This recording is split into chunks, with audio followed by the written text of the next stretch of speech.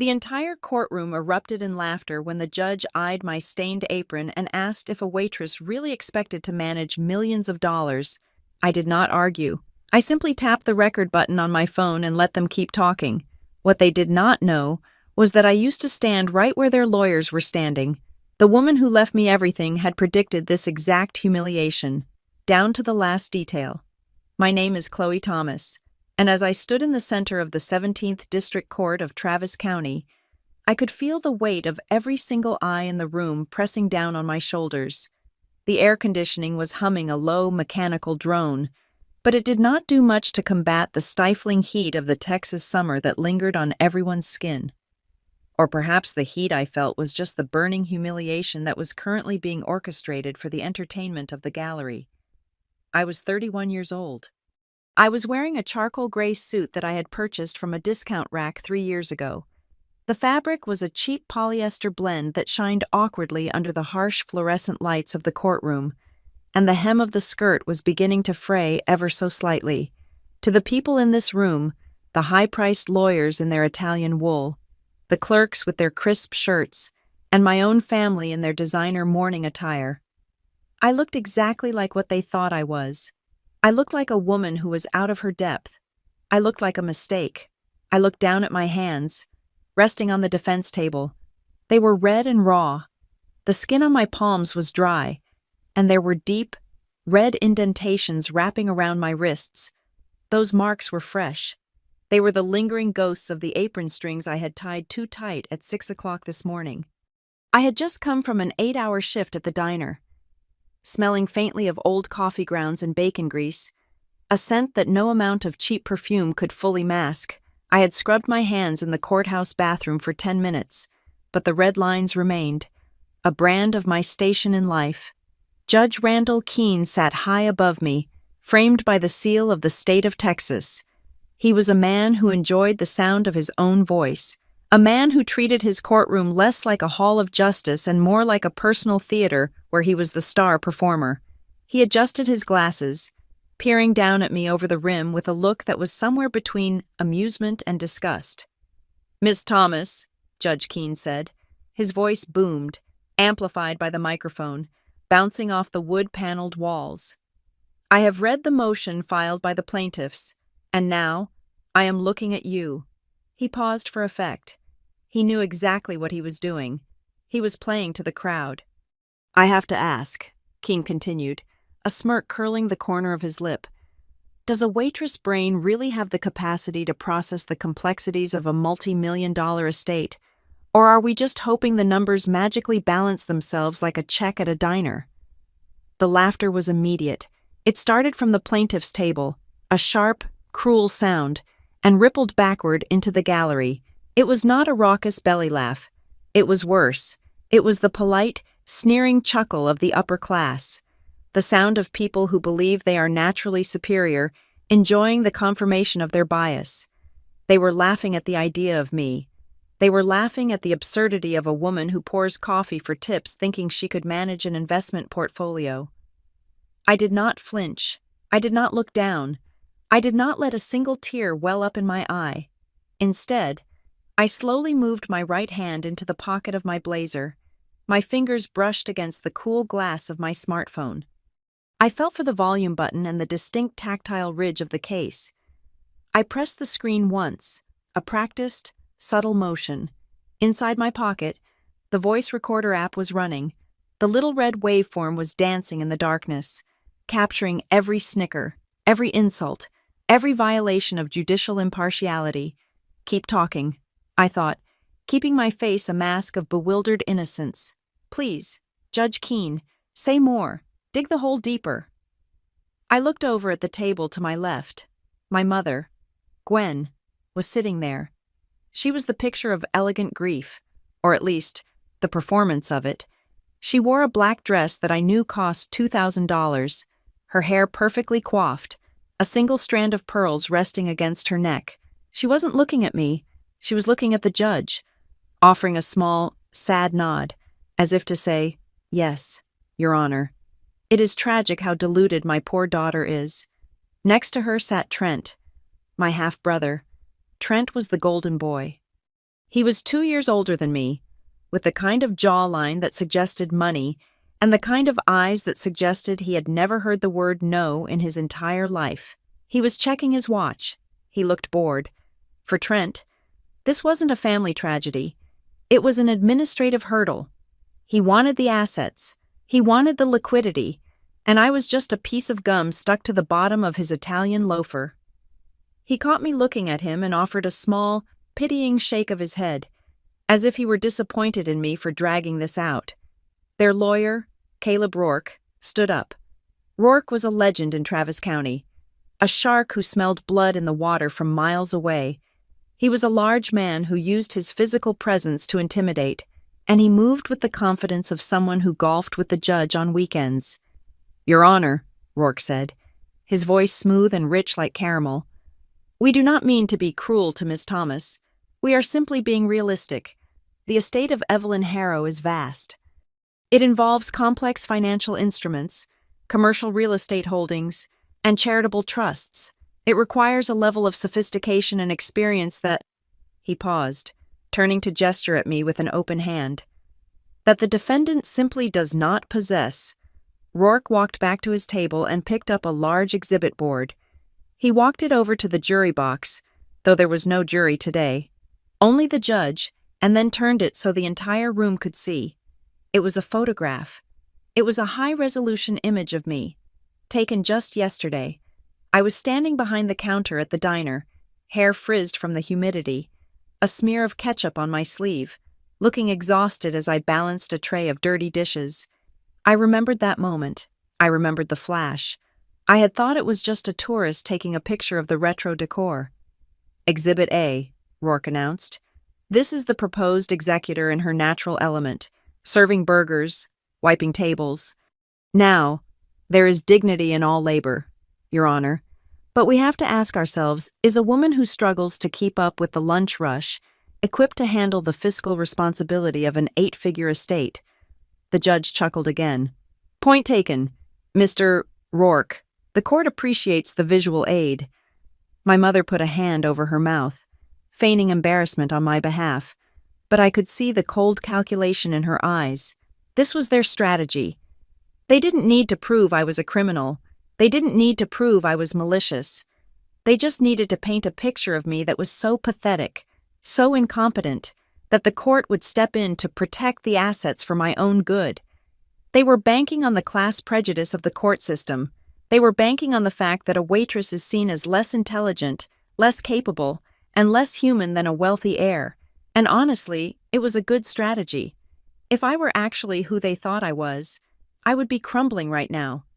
I would be crying. I would be begging them to stop showing the picture. I would be signing whatever settlement papers they shoved in front of me just to make the humiliation stop. But they didn't know. They didn't know that the waitress brain they were mocking had graduated summa cum laude.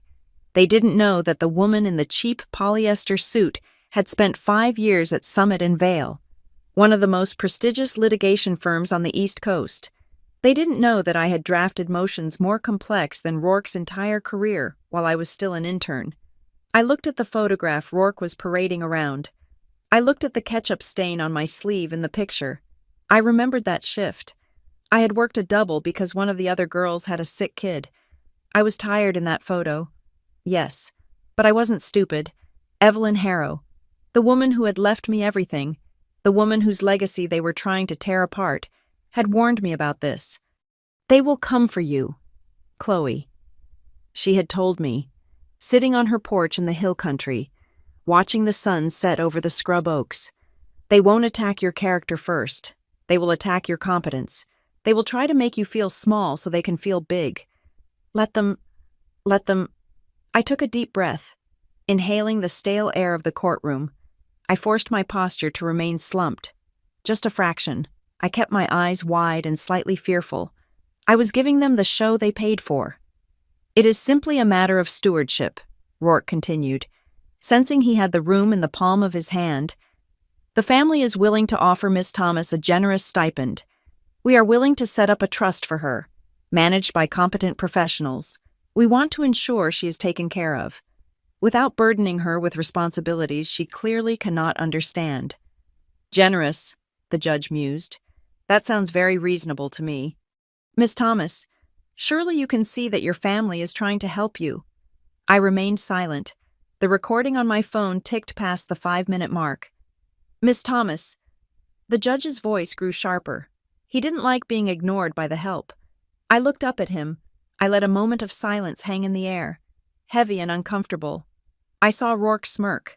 I saw Trent check his watch again. I saw my mother smooth out an invisible wrinkle on her skirt. They think I am here to beg. I told myself. The thought was cold and hard like a diamond in my mind. They think I'm here to ask for pity. They think I'm going to stammer and apologize for existing. No, I am here to finish this. I was here to expose the rot. I was here to let them put their arrogance on the record. Under penalty of perjury, in a public forum, I was here to gather the ammunition that would not only win this case, but would dismantle their reputations brick by brick. Miss Thomas. Judge Keene slammed his gavel down, the sharp crack startling the room into total silence. I am speaking to you. Stand up. I pushed my chair back. The legs scraped against the linoleum floor with a screech that made everyone wince. I stood up slowly, deliberately. I smoothed the front of my cheap jacket. I let my hands rest on the table, careful not to hide the red marks from the apron strings. I wanted them to see the marks. I wanted them to remember exactly what a waitress looked like. I asked you a question, Judge Keene said, leaning forward, his eyes narrowing. Why should this court believe you are capable of anything more than taking a drink order? Why should I not grant the plaintiff's motion immediately and relieve you of this burden? Speak up. Defend yourself, if you can. The room held its breath. Rourke was grinning. Trent was leaning back, confident the show was over. They were waiting for the waitress to crumble. I looked Judge Keene dead in the eye. I didn't blink. The fear I had been projecting evaporated, replaced by a steeliness that I had forged in the lecture halls of Cambridge, Massachusetts, and sharpened in the boardrooms of Manhattan. Your Honor, I began, my voice steady, clear, and devoid of the trembling hesitation they expected. You asked about my brain. You asked about my capacity. I paused. I could feel the energy in the room shift, just slightly. It was the feeling of a predator realizing that the rabbit it had cornered was not trembling, but waiting. There is a reason I'm standing here, I said, and it is not the reason you think. The question hung in the air, heavy and electrified. Why would a Harvard lawyer be standing here, dressed like a waitress, letting them mock her? They were about to find out that the apron wasn't a sign of weakness. It was a trap, and they had all just walked right into it. To understand why I stood silent in that courtroom while a judge mocked my intelligence, you have to understand the woman who taught me the power of silence. Her name was Evelyn Harrow. She was not my mother, though she was the only parent I ever truly had. Evelyn was a ghost in the Texas Hill Country. If you drove past her property, all you would see was a rusted gate and a long, winding dirt road disappearing into the scrub oaks and limestone ridges. She did not drive luxury cars, and she did not attend the charity galas where my mother desperately tried to be photographed. Evelyn wore work boots that were older than me and flannel shirts that smelled of cedar and rain, but she owned half the county, a fact she kept buried under layers of shell companies and quiet land trusts. I met her when I was 22 years old. I was a senior in college, competing in the state finals for debate. I was angry back then. My style of argumentation was loud, aggressive, and desperate.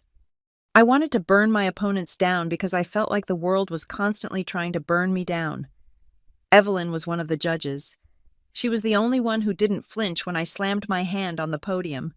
After the round, she found me sitting on a concrete bench outside the auditorium, smoking a cigarette I didn't actually like, just to calm my shaking hands. She sat down next to me. She didn't say hello. She just looked at my hands. You are loud, she said.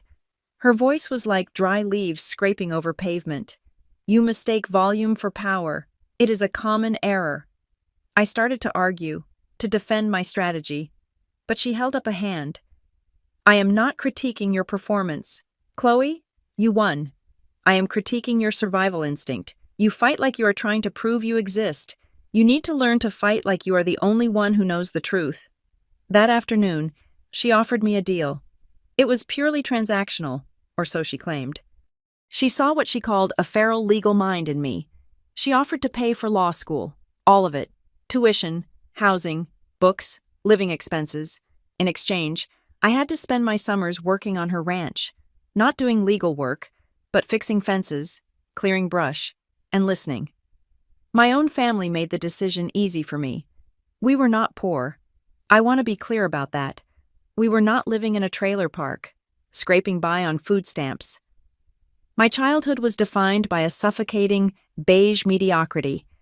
We lived in a subdivision where every house looked exactly the same, and my mother, Gwen, was terrified that anyone might think we didn't belong there.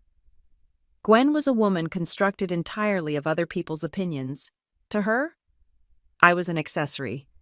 When I brought home straight A's, I was her brilliant daughter. She would parade my report card around her bridge club like a trophy.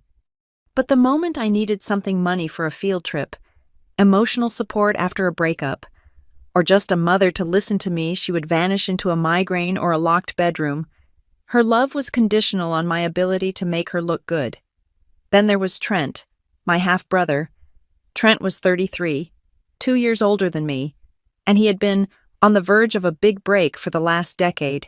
He was handsome in a generic, television commercial sort of way, with a smile that didn't reach his eyes. Trent viewed the world as a series of get-rich-quick schemes. He had moved from day trading to flipping houses to cryptocurrency, always using other people's money, always crashing and burning, and always blaming the market or bad luck. When I told them I got into Harvard Law, the reaction was telling. We were sitting at the dinner table. Trent was poking at a steak that cost more than my weekly grocery budget.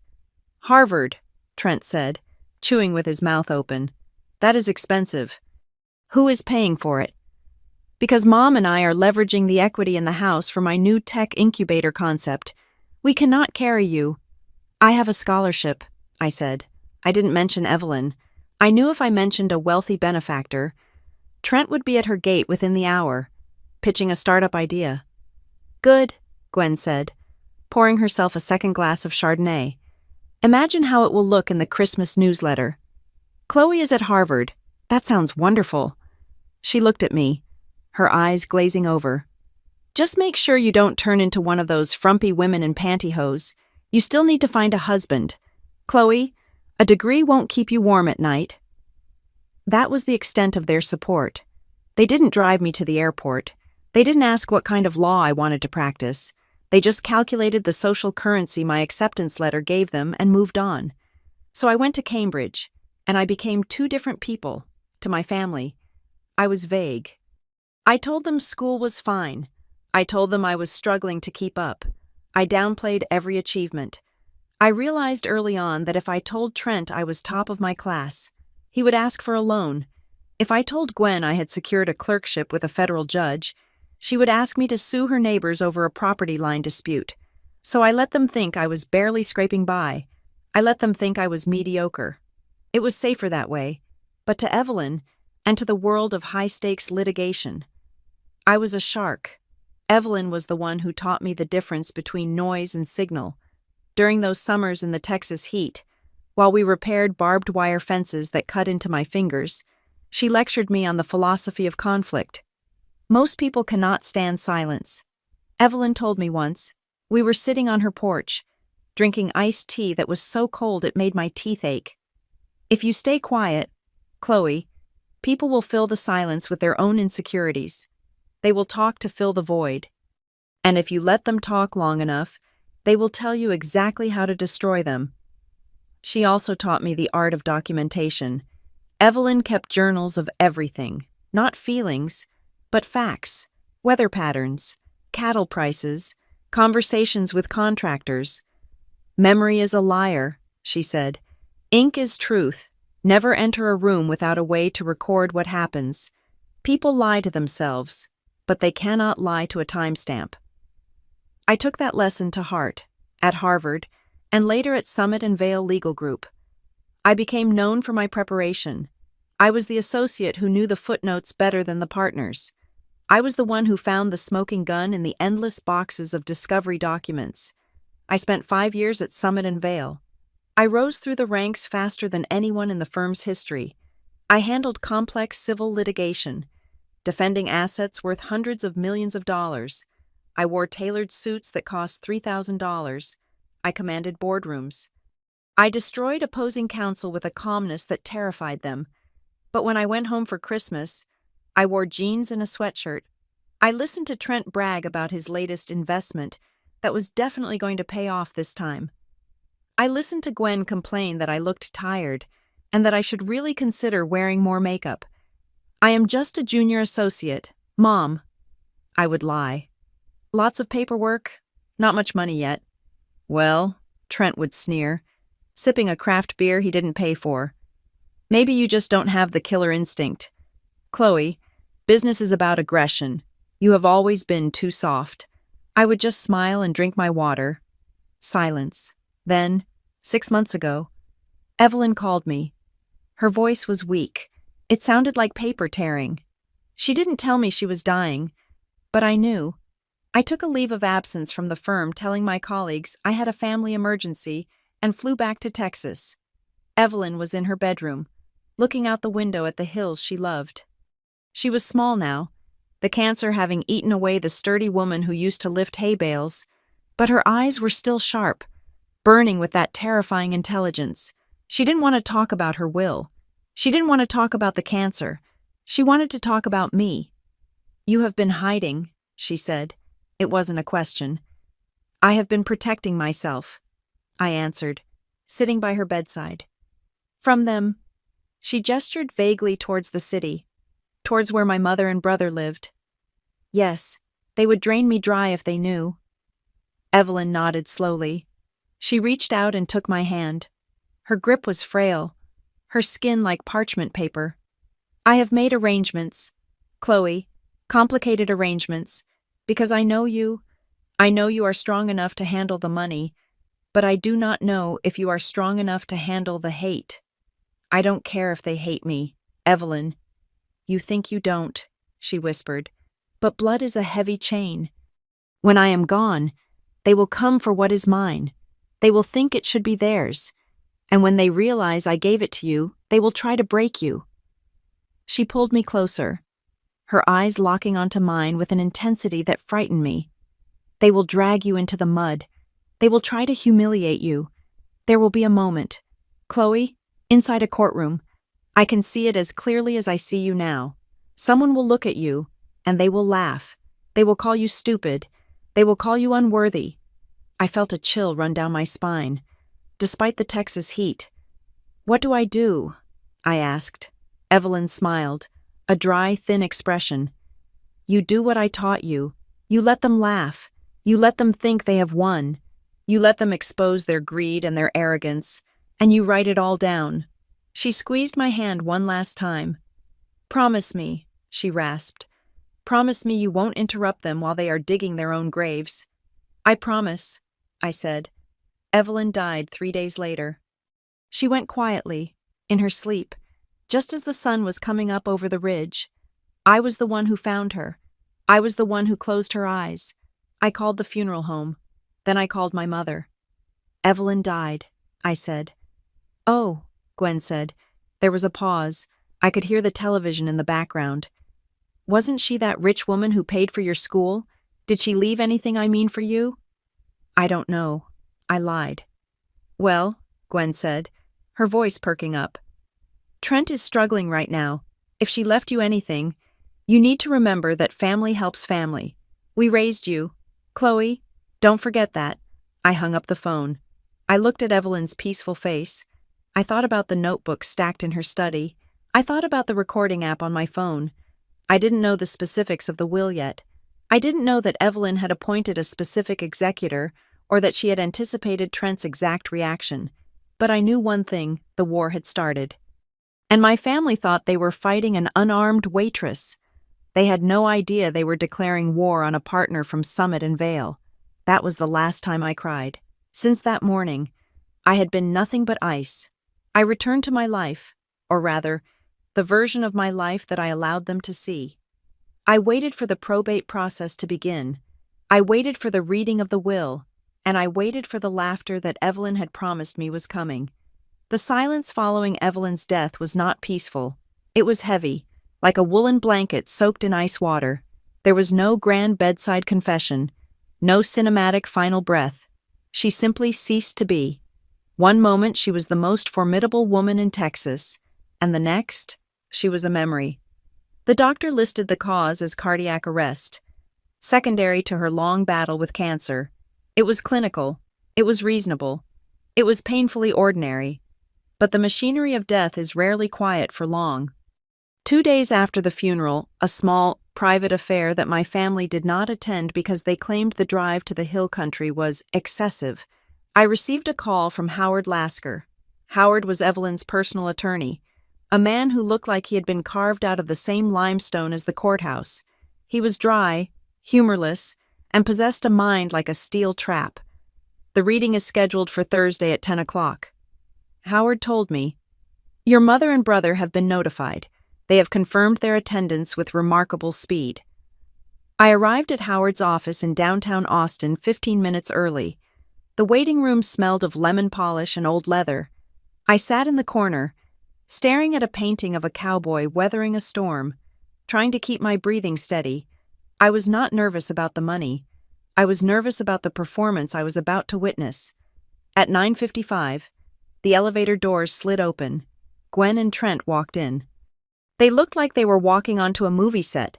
Gwen was wearing a black veil, which felt absurdly dramatic for a woman she had met exactly twice in her life. Trent was wearing a suit that was too tight in the shoulders, checking his phone as he walked. "Chloe," Gwen said, swooping in for a hug that involved no actual contact. She smelled of expensive floral perfume. "You look tired. Are you eating?" "You look pale." "I am fine. Mom," I said, stepping back. Trent didn't even look up from his screen. "Sad business," he muttered. "Is the executor here?" "I have a meeting at 1 o'clock with some angel investors. I need to know the timeline on the liquidity event." He wasn't asking about Evelyn. He was asking when the check would clear. We were ushered into the conference room. Howard Lasker sat at the head of a long mahogany table. He did not stand up. He did not offer condolences. He simply opened a thick file folder and adjusted his spectacles. "This is the last will and testament of Evelyn Marie Harrow," Howard announced. His voice was flat, stripping the room of any potential emotion. Trent leaned forward, his elbows on the table. "Let's skip the preamble. Mr. Lasker, we know Evelyn was fond of Chloe. We expect there to be some provisions. Just give us the numbers." Howard looked at Trent over the rim of his glasses. The look lasted 3 seconds, long enough to make Trent shift uncomfortably in his chair. Then, Howard began to read. The first few minutes were standard legal boilerplate: debts to be paid, funeral expenses covered. Then came the distribution. "To my acquaintances, Gwen Thomas and Trent Thomas," Howard read. Trent bristled. "Acquaintances. We are family, by extension." Howard ignored him. "I leave the sum of $5,000 each. This amount is intended to cover any travel expenses incurred during their visit to my memorial. Furthermore, to Trent Thomas, I leave my collection of Reader's Digest magazines from 1980 to 1990, as I believe he may find the advice within them educational." The silence in the room was absolute. It was so quiet, I could hear the hum of the hard drive in Howard's laptop. Trent's face turned a blotchy shade of red. "Is that a joke?" "I assure you, Mr. Thomas, Mrs. Harrow was not known for her comedy." Howard said. He turned the page. "To Chloe Thomas, I leave the remainder of my estate. This includes the Harrow Ranch in Gillespie County, the commercial properties in downtown Austin, the diversified stock portfolio, and all liquid assets held in the blind trust. The estimated value of the estate is—" Howard named a number. It was a large number. It was the kind of number that changes lives. It was the kind of number that ruins people. For 10 seconds, nobody moved. Gwen's mouth hung slightly open, her eyes darting from Howard to me. doing the mental math. Then, Trent exploded. He stood up so fast his chair tipped over backward, crashing onto the hardwood floor. "No," Trent said.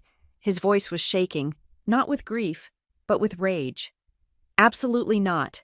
This is insane. She was senile.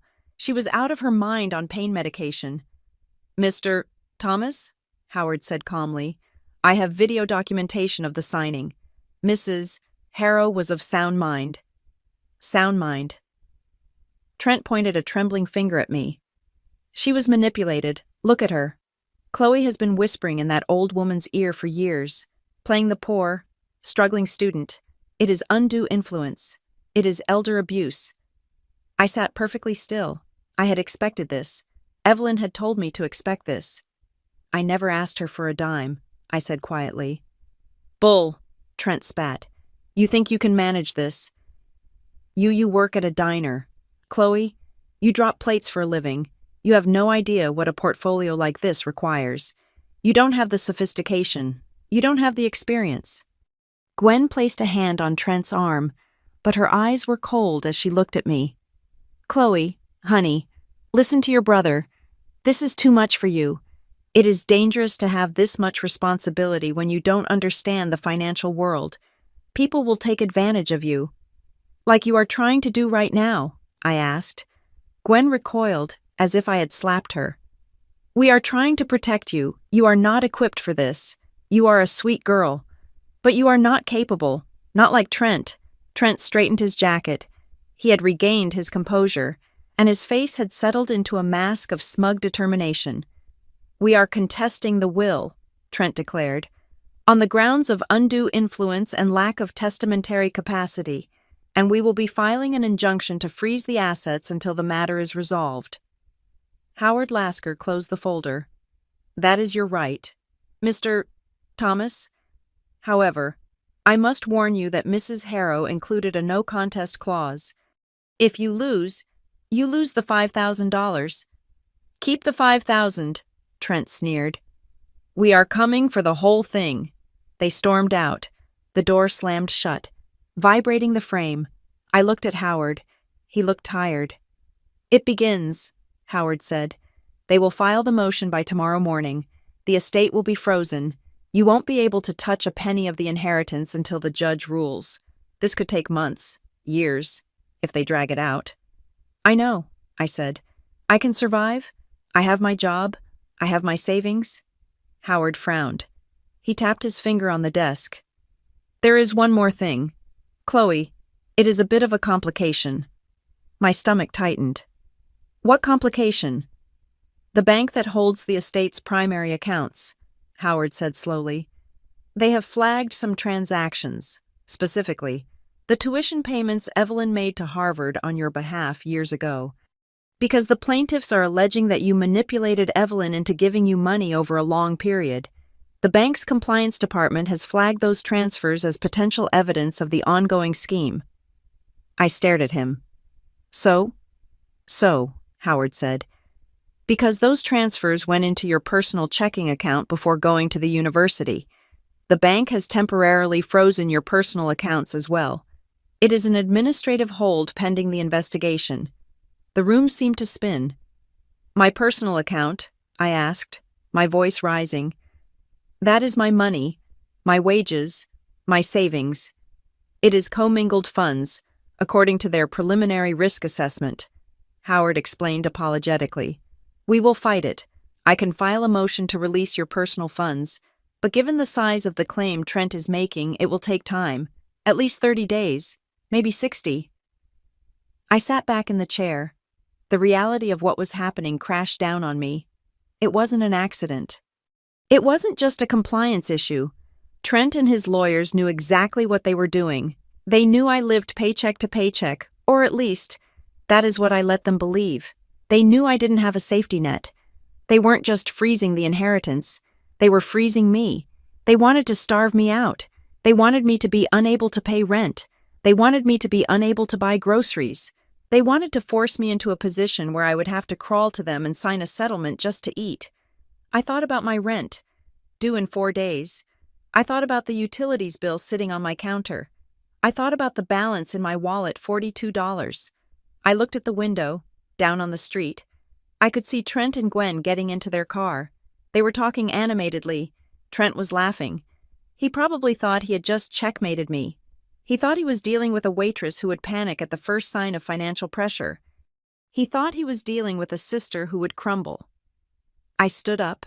I picked up my purse. "File the motion." "Howard," I said. My voice was calm, terrifyingly calm. "Let them freeze it. Let them freeze everything." Howard looked at me with a spark of interest. "You are going to be in a very difficult position. Chloe, you might lose your apartment." "I know," I said. I walked to the door. I touched the handle, the cold metal grounding me.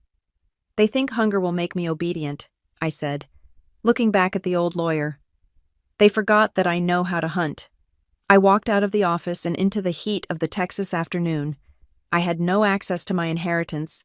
I had no access to my savings. I was a Harvard-educated lawyer with $42 to my name and a war to fight. I took my phone out and dialed the number of the diner where I had been working weekends. "Hey, it is Chloe," I said when the manager answered. "I need more shifts. Put me on the schedule for every morning and every night you have open. Yes, start tomorrow." I hung up. I wasn't going to beg. I was going to work. And every table I wiped, every dollar I earned the hard way, was going to be one more piece of evidence against them. They wanted to paint me as a helpless girl, fine. I would show them exactly how much a girl could endure. The letter from Summit and Vale arrived via courier at 8 o'clock in the morning. It was on heavy, cream-colored bond paper, the kind that feels like fabric between your fingers.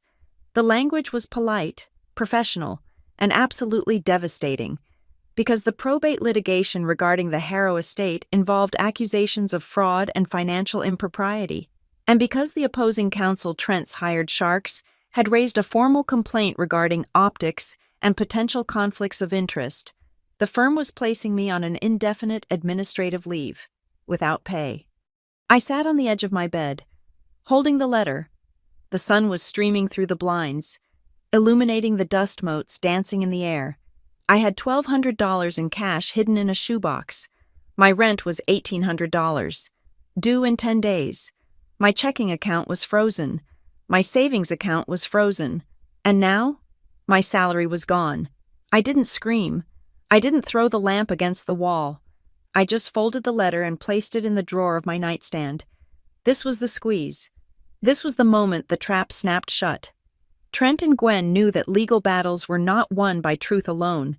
They were won by attrition. They wanted to bleed me until I was so desperate for a gallon of milk that I would sign away a multi-million-dollar legacy for a pittance. I put on my shoes. I walked out of my apartment and down the street to the Juniper and Oak Cafe.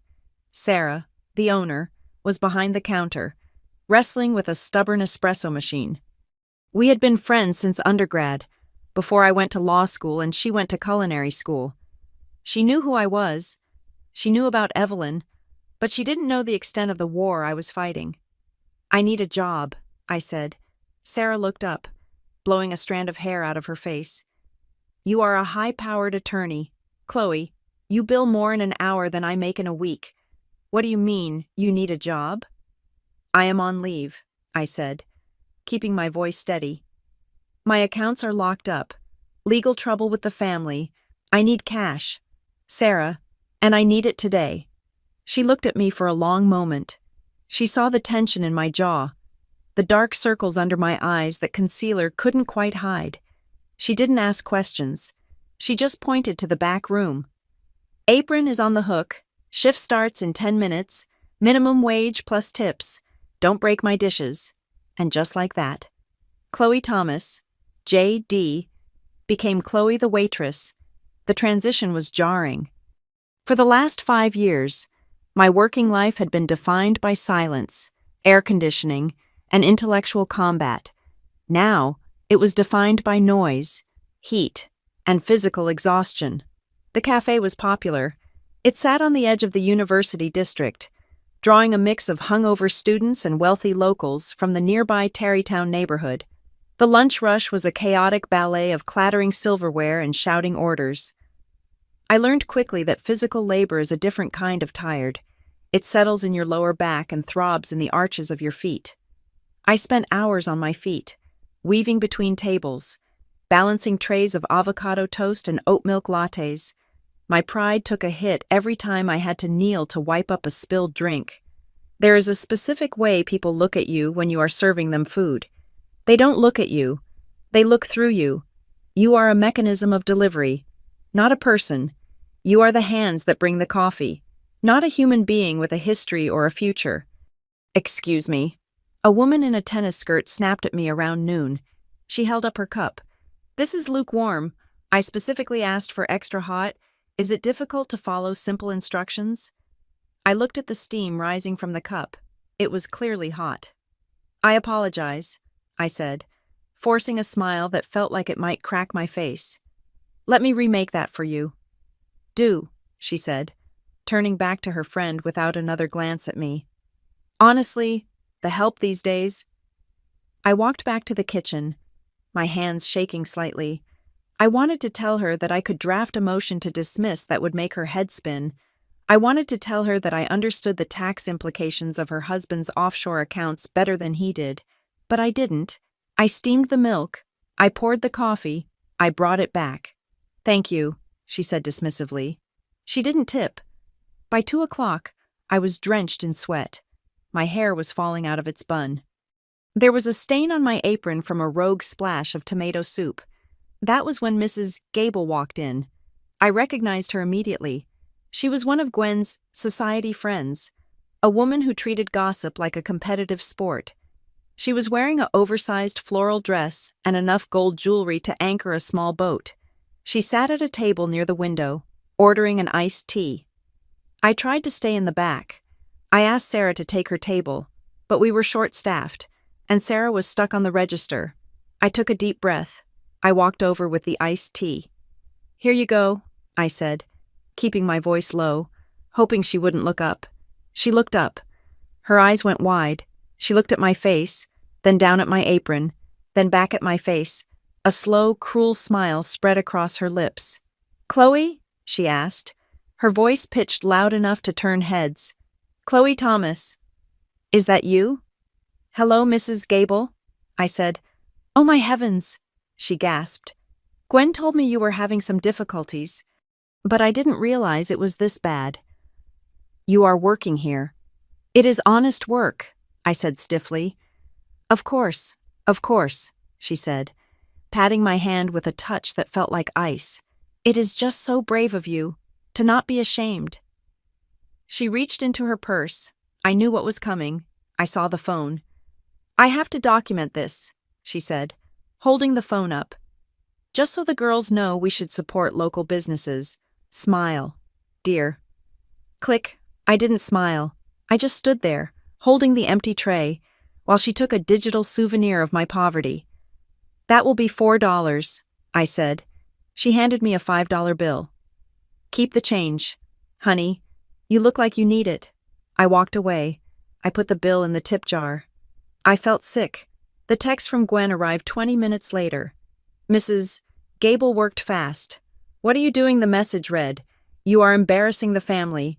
I have people calling me asking why my daughter is serving coffee like a common dropout. I didn't reply. 10 minutes later, my phone rang. I stepped out into the alley behind the kitchen, leaning against the brick wall next to the dumpster. The air smelled of rotting vegetables and exhaust fumes. Hello, Mother, I said. You are self-destructing, Gwen said. Her voice was trembling with that fake, theatrical concern she perfected years ago. Chloe, listen to me. You are ruining your future. Think about the optics. Think about the court case. I am thinking about paying my rent, I said. Since you and Trent froze my bank accounts. We didn't do that, she lied.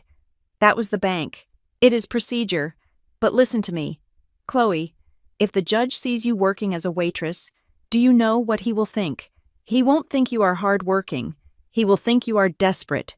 He will think you are exactly what we told him you are, unstable, low-functioning. So I should starve, I asked. No. Gwen sighed. You should be reasonable. Trent wants to help you. He is your brother. He is sick with worry about you. Trent has never been sick with worry about anyone but himself.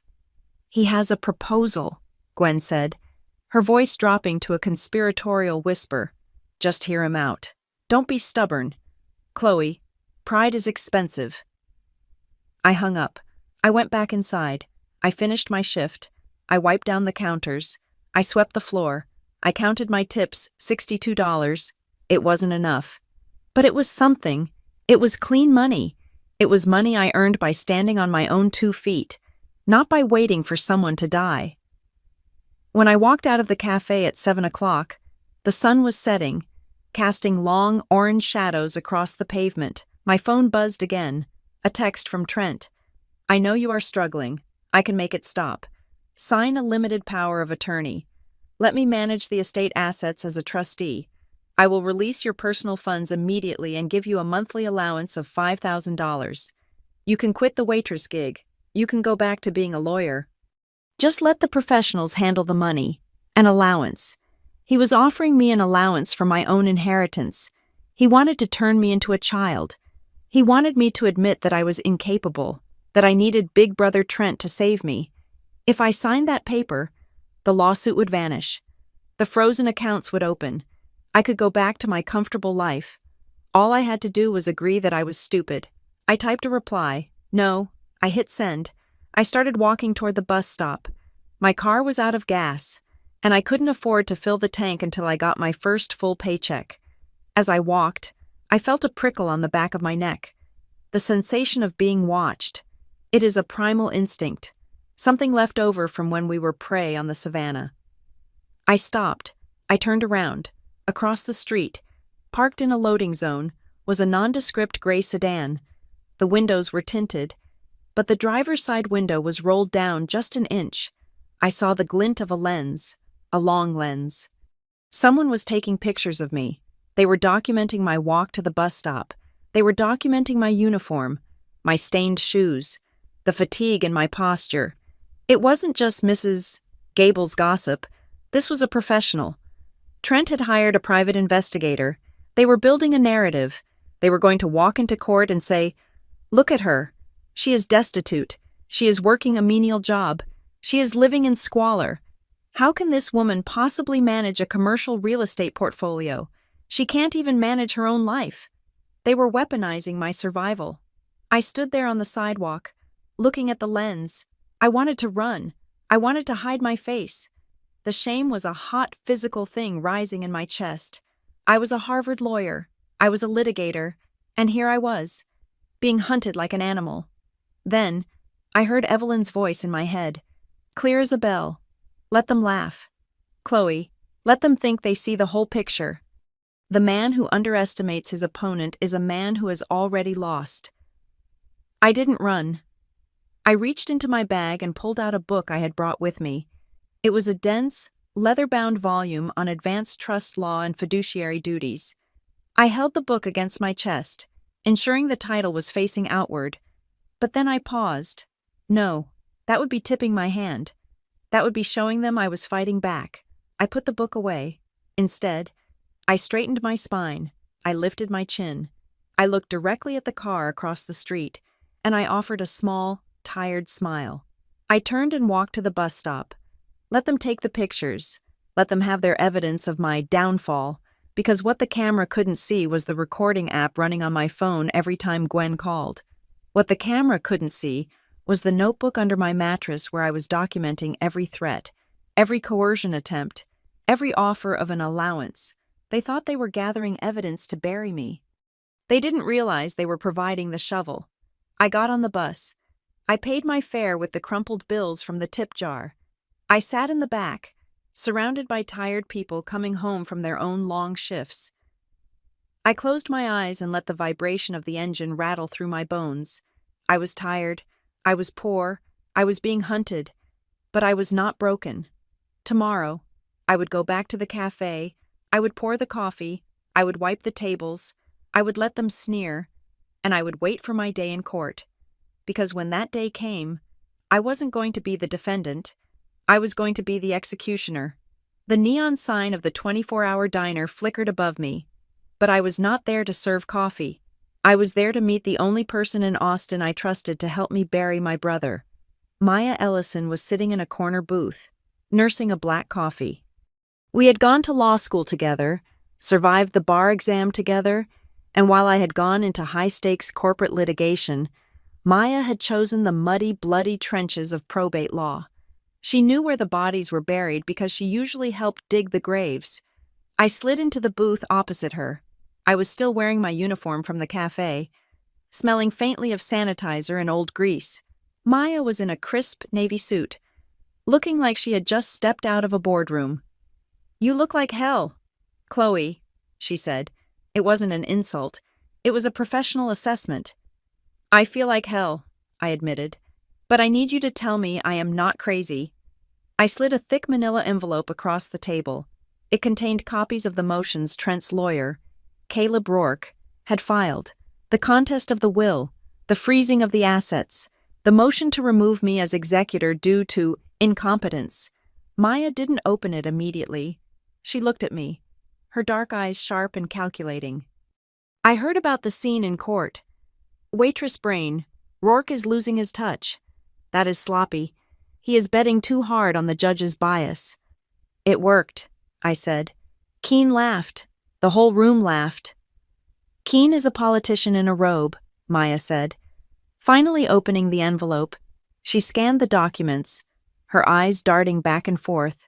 She flipped pages, humming a low, dissonant note. After 5 minutes, she closed the file. "Standard playbook," she said. "They are not trying to win on the law. Chloe, they know they can't. To prove undue influence, they would need to show you isolated Evelyn, controlled her medication, or coerced her.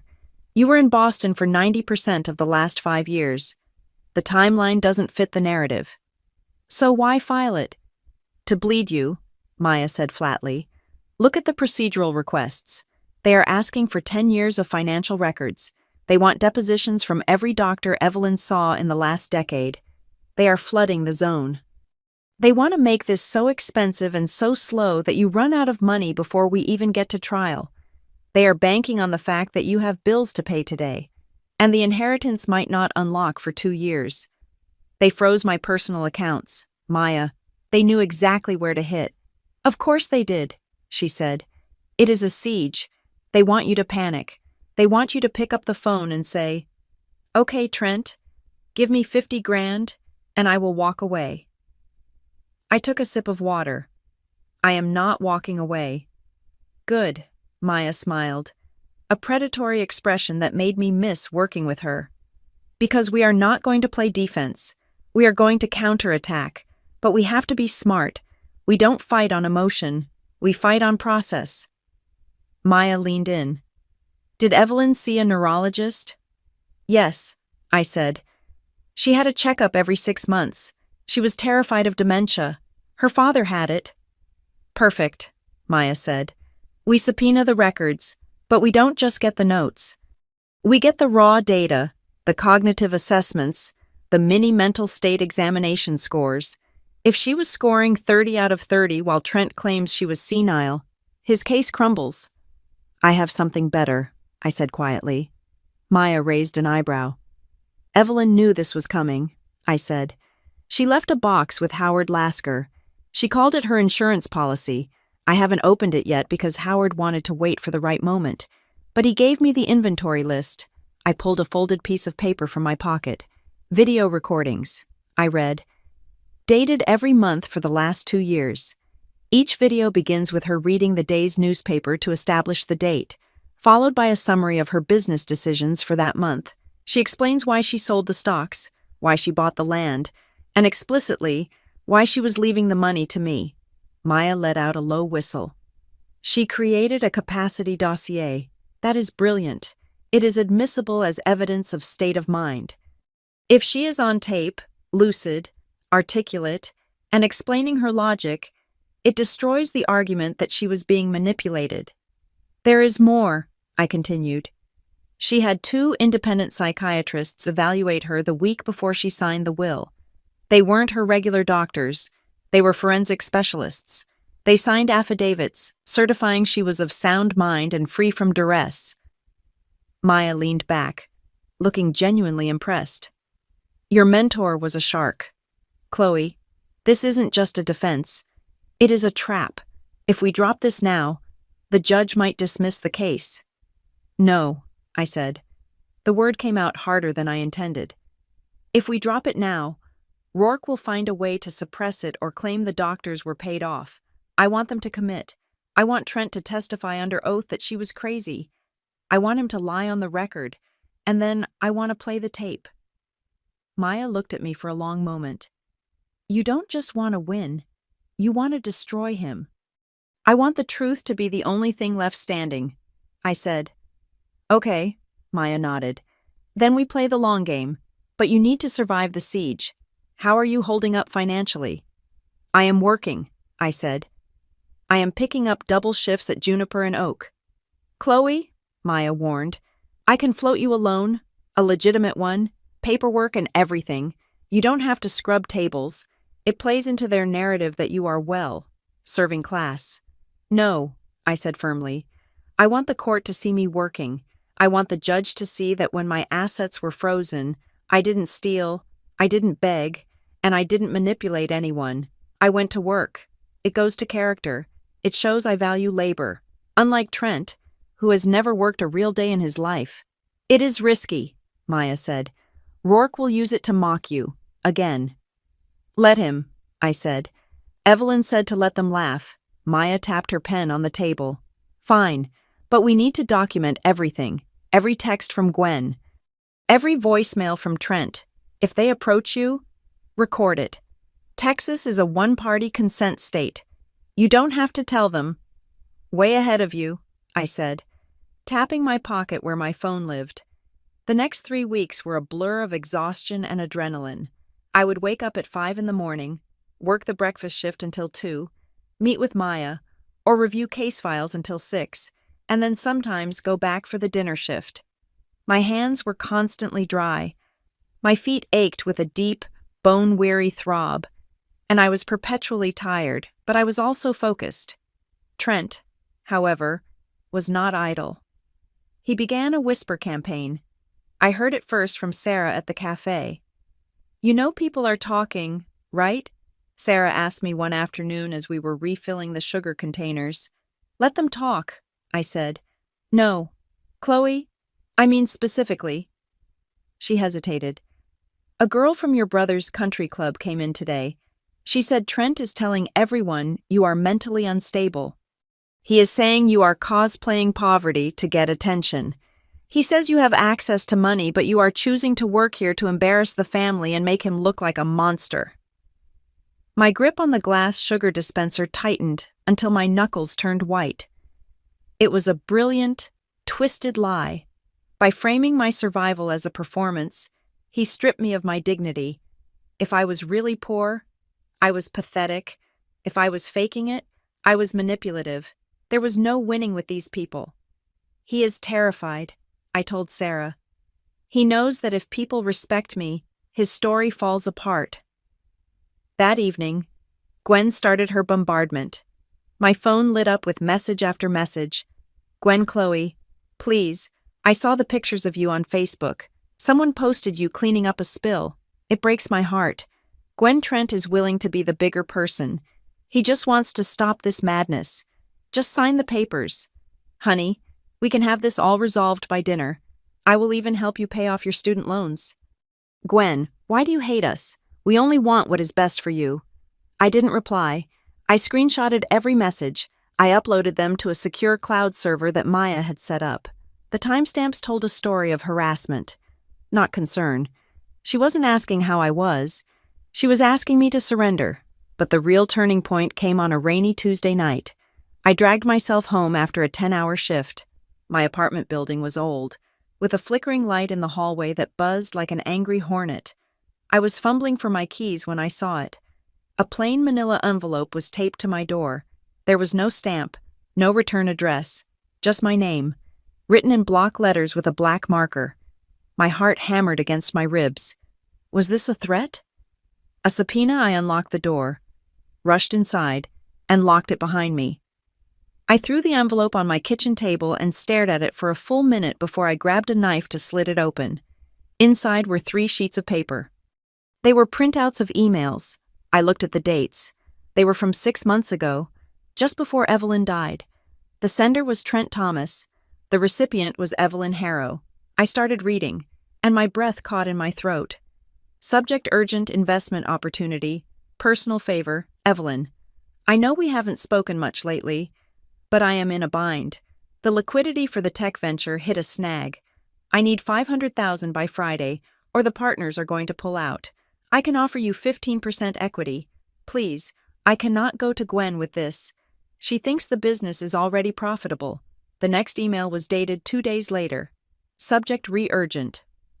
Please, Evelyn, I am begging you. It is not just the business. I leverage the house. If I don't cover this margin call, I lose everything. You have so much sitting in low-yield bonds. Just a loan. I will pay it back in 6 months.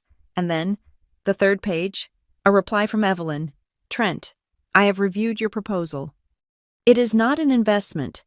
It is a donation to a sinking ship.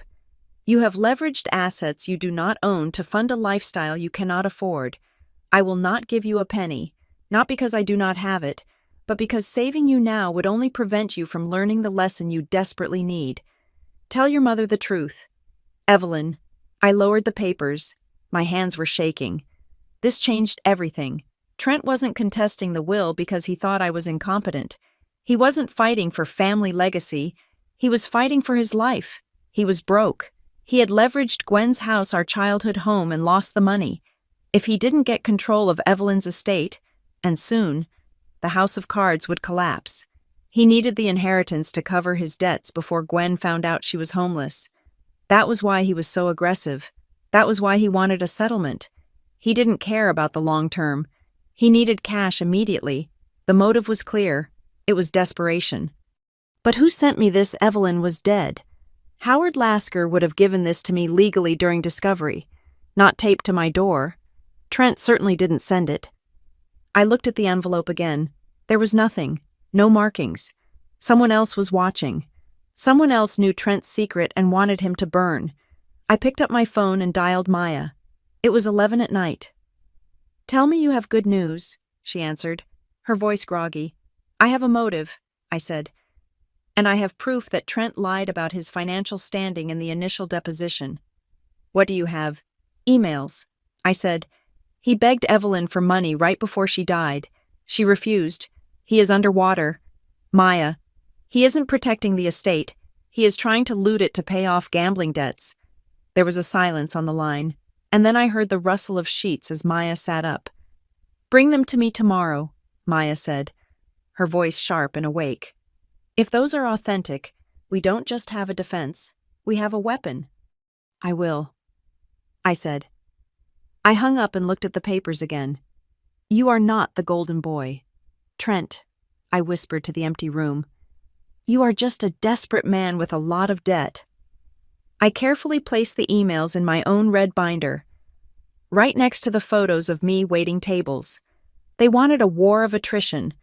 They wanted to see who would blink first. I wasn't blinking. I was just getting started. The courtroom air was stale, recycled through vents that hadn't been cleaned since the 80s.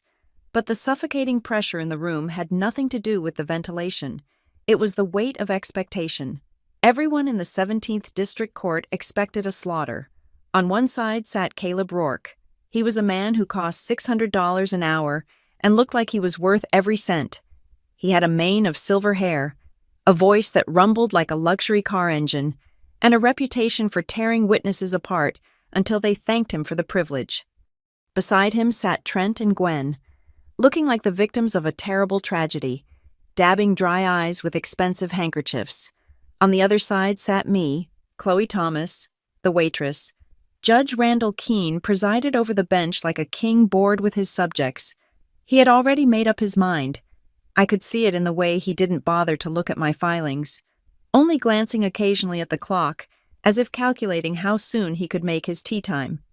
Mr. Rourke, Judge Keene said, waving a hand lazily. You may proceed with your opening arguments regarding the motion for a temporary injunction. Rourke stood up. He didn't walk to the podium. He prowled the center of the room. He didn't look at the judge. He looked at the gallery. He looked at the few reporters who had wandered in, sniffing a scandal. Your Honor, Rourke began, his voice filling the room without effort. This case is not about money. It is about protection. It is about stewardship. We are here to save a legacy from being squandered by incompetence. He turned to me then. His eyes were cold. Dead things. Ms. Thomas claims to be the rightful executor of the Harrow estate, a portfolio worth tens of millions of dollars, commercial real estate, venture capital funds, complex derivatives. Rourke paused, letting the silence stretch. And yet, until this morning, Ms. Thomas was scrubbing dried egg yolk off a plate at a diner 3 blocks from here. He walked back to his table and picked up a large, blown-up photograph. It was the one Mrs. Gable had taken, me, in my apron, hair messy, looking exhausted. Exhibit C, Rourke said, holding it up for the judge. This is the defendant. This is the person who claims she can manage a financial empire. Now, I am a simple man, Your Honor, but I have to ask if Ms. Thomas is the legal prodigy she claims to be. Why is she serving coffee for minimum wage? Why is she living in a walk-up apartment that has been cited for code violations? Why is she effectively destitute? Judge Keene peered over his glasses at the photo. He let out a sharp, derisive snort. It is a compelling question, Mr. Rourke, the judge said. It does seem like a rather dramatic fall from grace for a supposed Harvard graduate. Perhaps the diploma was printed on the back of a menu. Laughter rippled through the courtroom. It wasn't loud, but it was sharp. It was the sound of my humiliation being ratified by the state. I sat perfectly still. My hands were folded on the table, under the table. My right hand was resting on my pocket, feeling the warmth of my phone.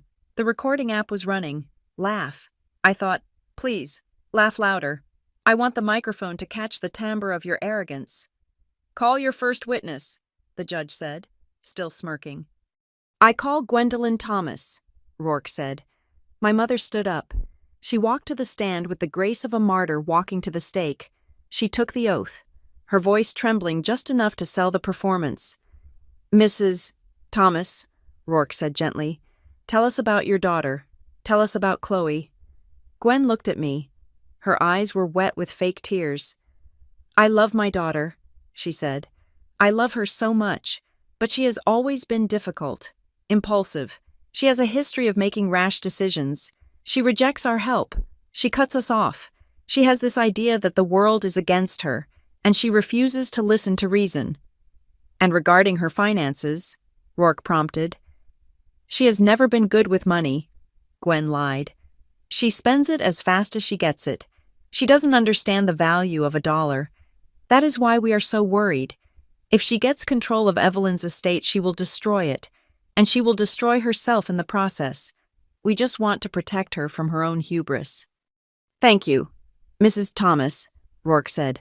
Maya, sitting beside me, scribbled a note on her legal pad and slid it to me. Do not react. They want you to scream. I didn't scream.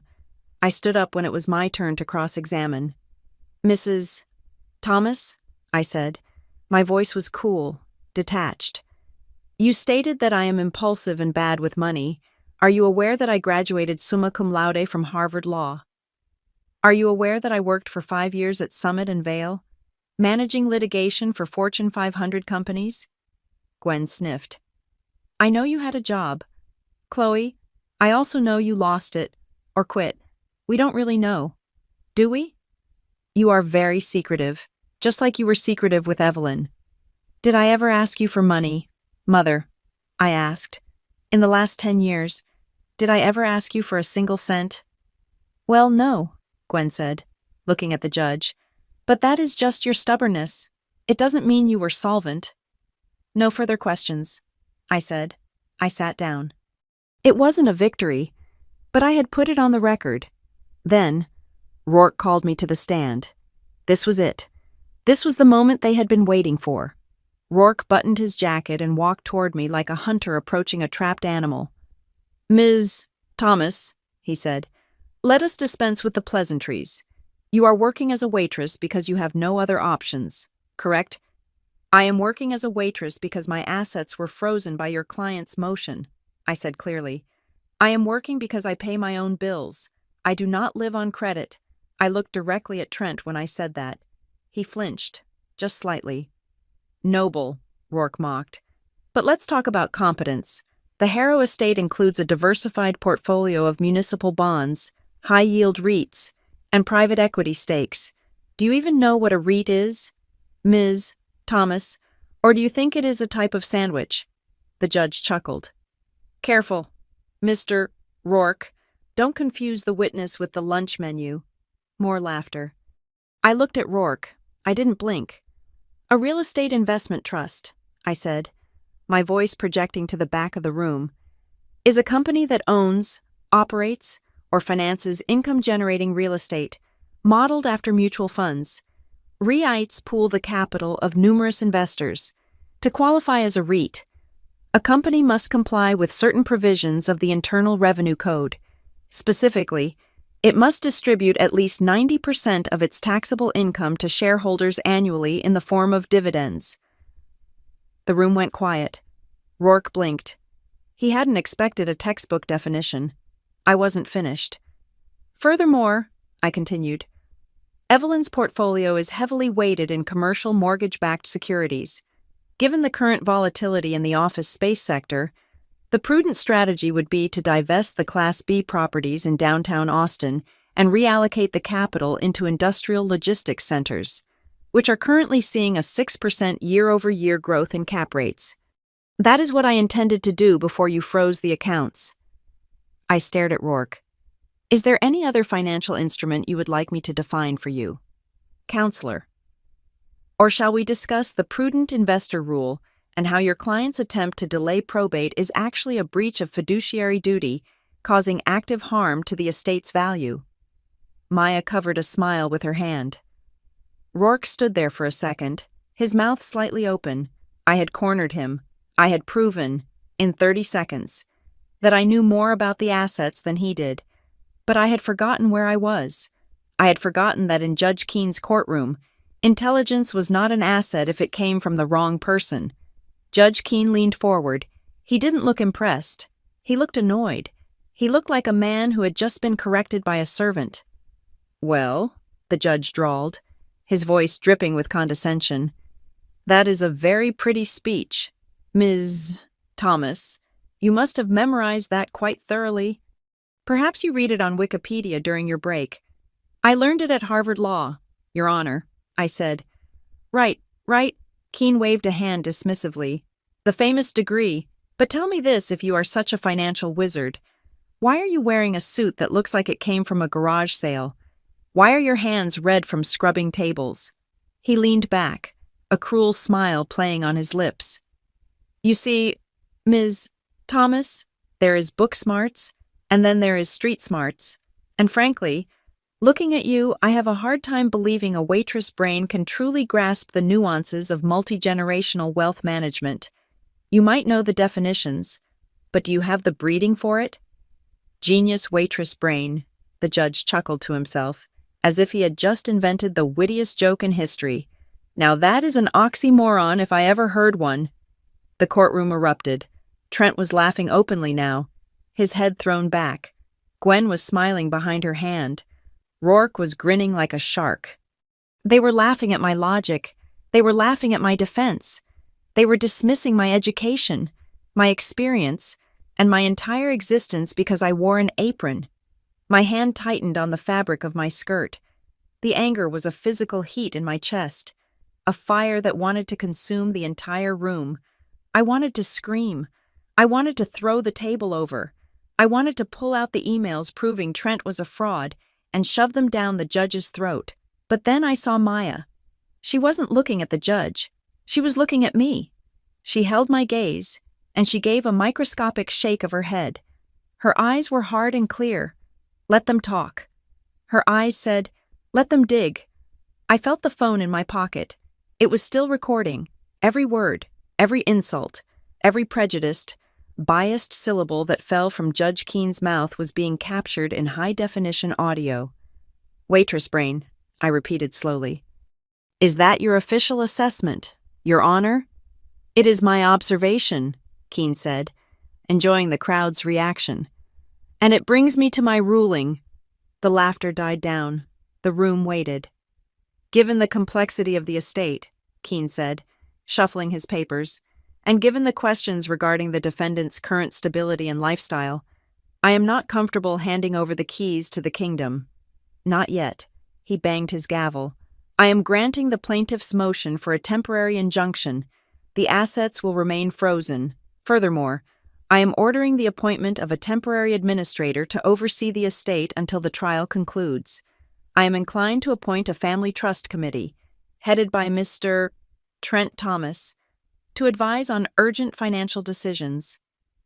It was a gut punch. He was giving Trent the keys. Not officially, not permanently, but enough. Trent would have oversight. Trent would have access. "But, Your Honor," I stood up, my voice shaking with controlled fury. "Mr. Thomas is a debtor. Giving him access to the estate is—" "Sit down, Ms. Thomas," Keene roared. "Do not lecture me on my rulings. Unless you want to be held in contempt and spend the night in a cell, you will sit down and be quiet. You may be a genius at the diner, but in here, you are just a defendant." I sat down. The gavel banged again. "Court is adjourned." Trent walked past my table. He stopped, just for a second. He leaned down, so close I could smell his expensive cologne masking the scent of his own desperation. "Don't worry, sis," he whispered. "I will make sure to tip you next time I stop by for coffee." He walked away, laughing with Rourke. Gwen followed them, avoiding my eyes. I sat there while the room emptied. I sat there until it was just me and Maya and the bailiff who was looking at me with pity. "He gave them the estate," I said. My voice was hollow. "He gave them a rope," Maya said softly. She began packing up her briefcase. "He just put a man with massive gambling debts in charge of a multi-million-dollar cookie jar, and he did it on the record, after mocking the actual executor based on class prejudice." Maya looked at me. "Do you have the recording?" I pulled the phone out of my pocket. I stopped the recording. The file saved. 2 hours and 14 minutes of pure, unfiltered judicial misconduct. "I have it," I said. "Good," Maya said. "Because Judge Keene just made the biggest mistake of his career. He thought he was crushing a waitress. He didn't realize he was handing a loaded gun to a litigator." I stood up. The red marks on my wrists from the apron strings were throbbing. "I am going to destroy him," I said. "Not just Trent. The judge, Rourke, all of them." "We will," Maya said. "But first, we let them get comfortable. We let Trent think he has won. We let him put his hand in the jar." I looked at the empty judge's bench. The seal of Texas hung above it, silent and imposing. "They wanted a waitress," I said, turning to leave. "I am going to serve them a meal they will choke on." The heavy oak doors of the courtroom swung shut behind us, muting the buzz of the gallery. But the silence in the hallway was far more violent. It was the kind of silence that precedes an explosion. The recess was supposed to be 15 minutes, just enough time for the judge to grab a coffee and for my family to corner me. Gwen moved first. She didn't look like a grieving mother anymore. The mask of the concerned matriarch she had worn inside the courtroom vanished, replaced by the sharp, brittle impatience I remembered from my childhood. She grabbed my arm, her manicured nails digging into the fabric of my cheap suit jacket. "This has to stop," Gwen hissed. Her voice was low, vibrating with embarrassment. "Did you hear them laughing? Did you hear what the judge said? You are making a fool of yourself, Chloe. And worse, you are dragging our name through the mud." Trent stepped in front of me, blocking my path to the water fountain. He held a document in his hand, a crisp, blue-backed settlement agreement. He must have had it printed and ready in his briefcase the entire time.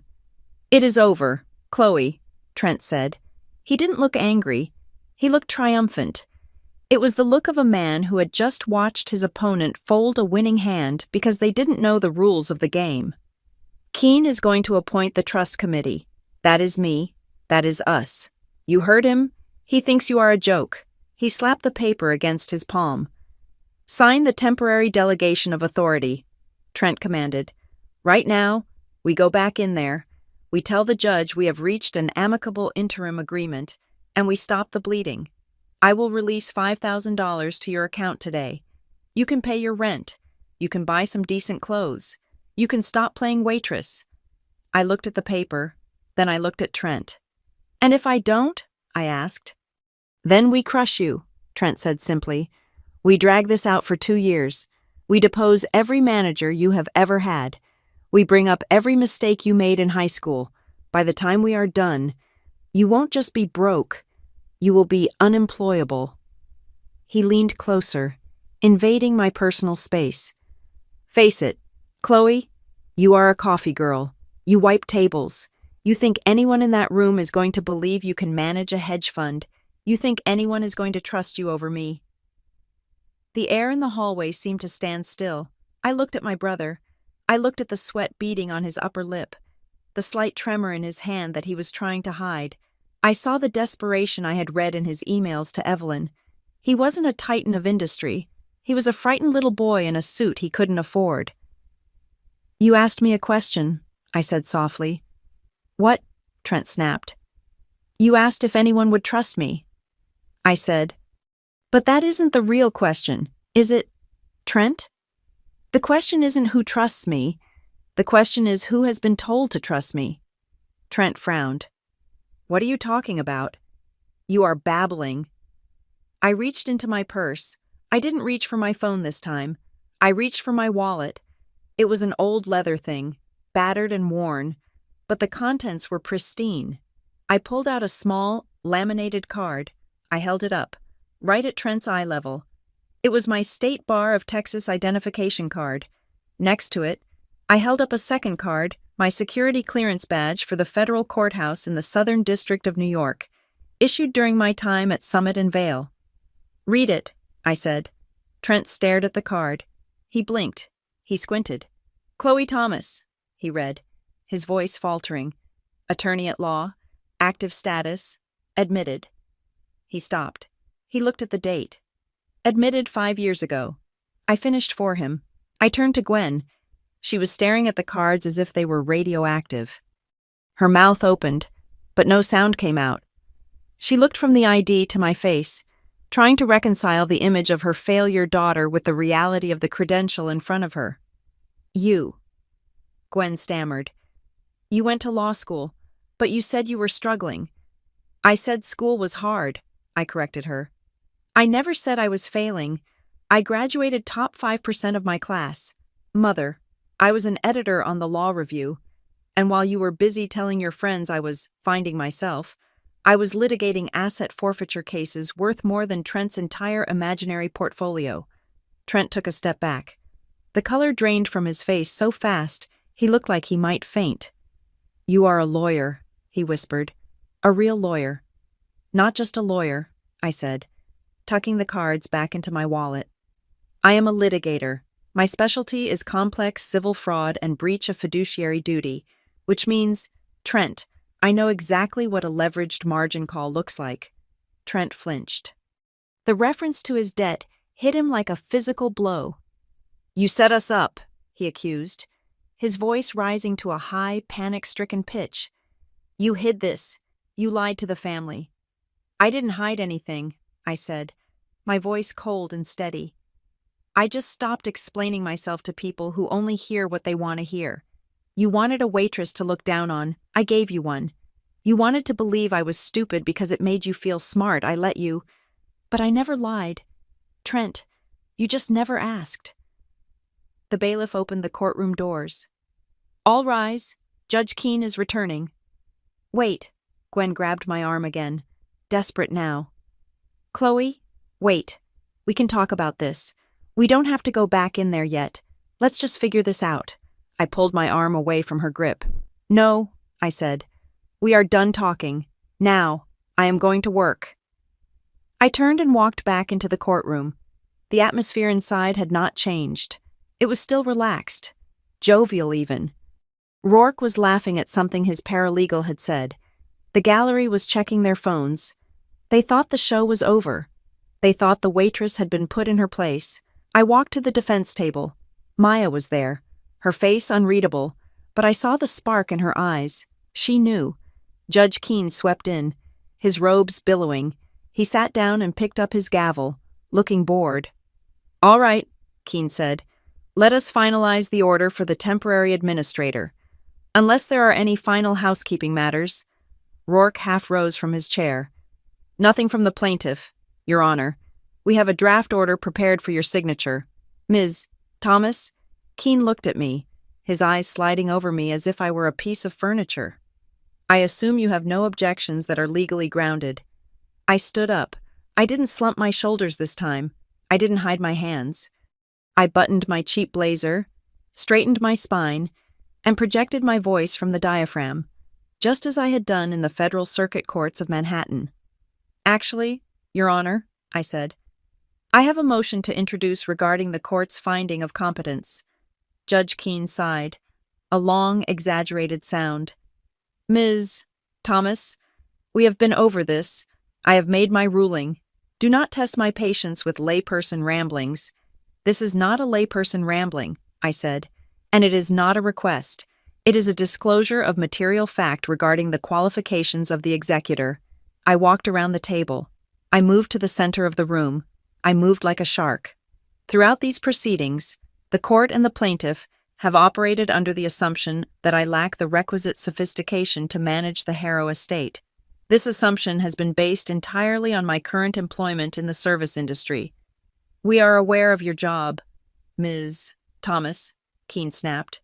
"Get to the point." "The point, Your Honor, is that employment history is not the sole metric of capability. And since Mr. Rourke was so fond of Exhibit C, the photograph of me in an apron I would like to submit. Exhibit D." I signaled to Maya. Maya stood up and handed a folder to the bailiff. The bailiff walked it up to the bench. Rourke looked confused.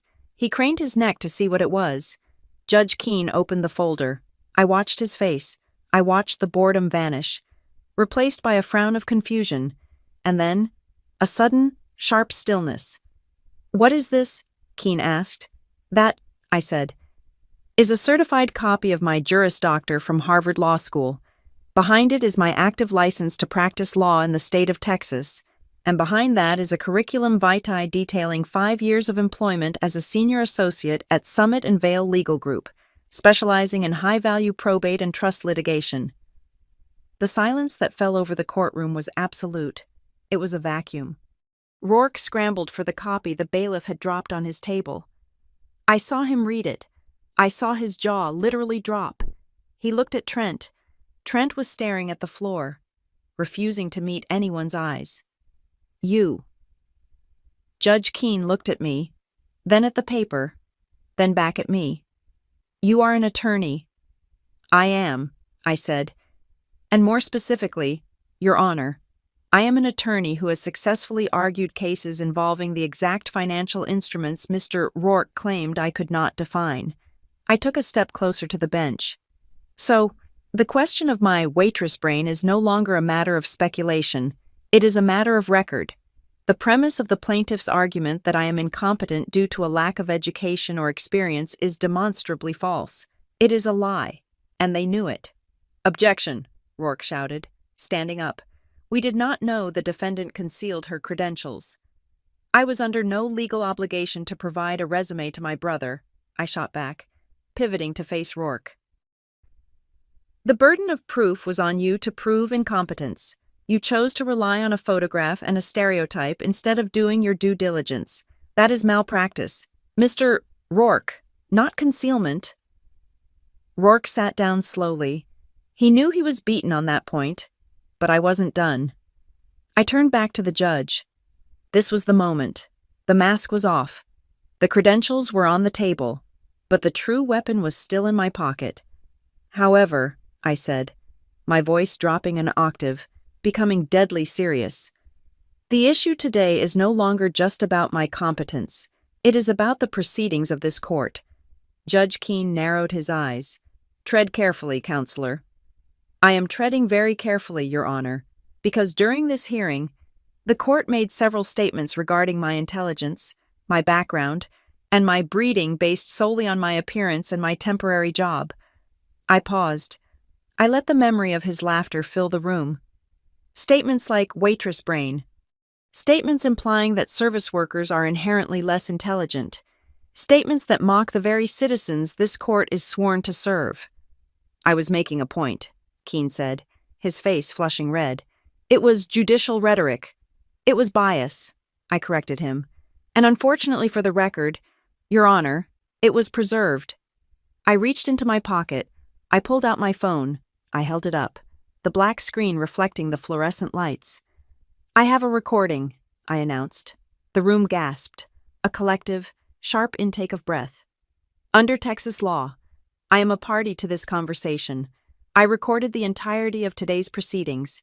I have a high-definition audio file of every joke, every sneer, and every instance where this court prejudged the case based on class prejudice rather than legal merit. Judge Keene froze. He looked at the phone in my hand as if it were a grenade with the pin pulled out. You recorded in my chambers, Keene demanded, his voice shaking. In open court, Your Honor, I said, where there is no expectation of privacy and where judicial conduct is subject to review. I lowered the phone, but I didn't put it away. Now, I said, I am prepared to file a motion for recusal based on verified bias. I am also prepared to submit this recording to the State Commission on Judicial Conduct, because if a Harvard lawyer can be treated with this level of disdain simply because she wears an apron, I shudder to think how this court treats a defendant who actually has no other options. The courtroom was frozen. The clerk had stopped typing. The bailiff was staring at the judge. Rourke looked like he wanted to dissolve into the floor. This wasn't just a probate case anymore.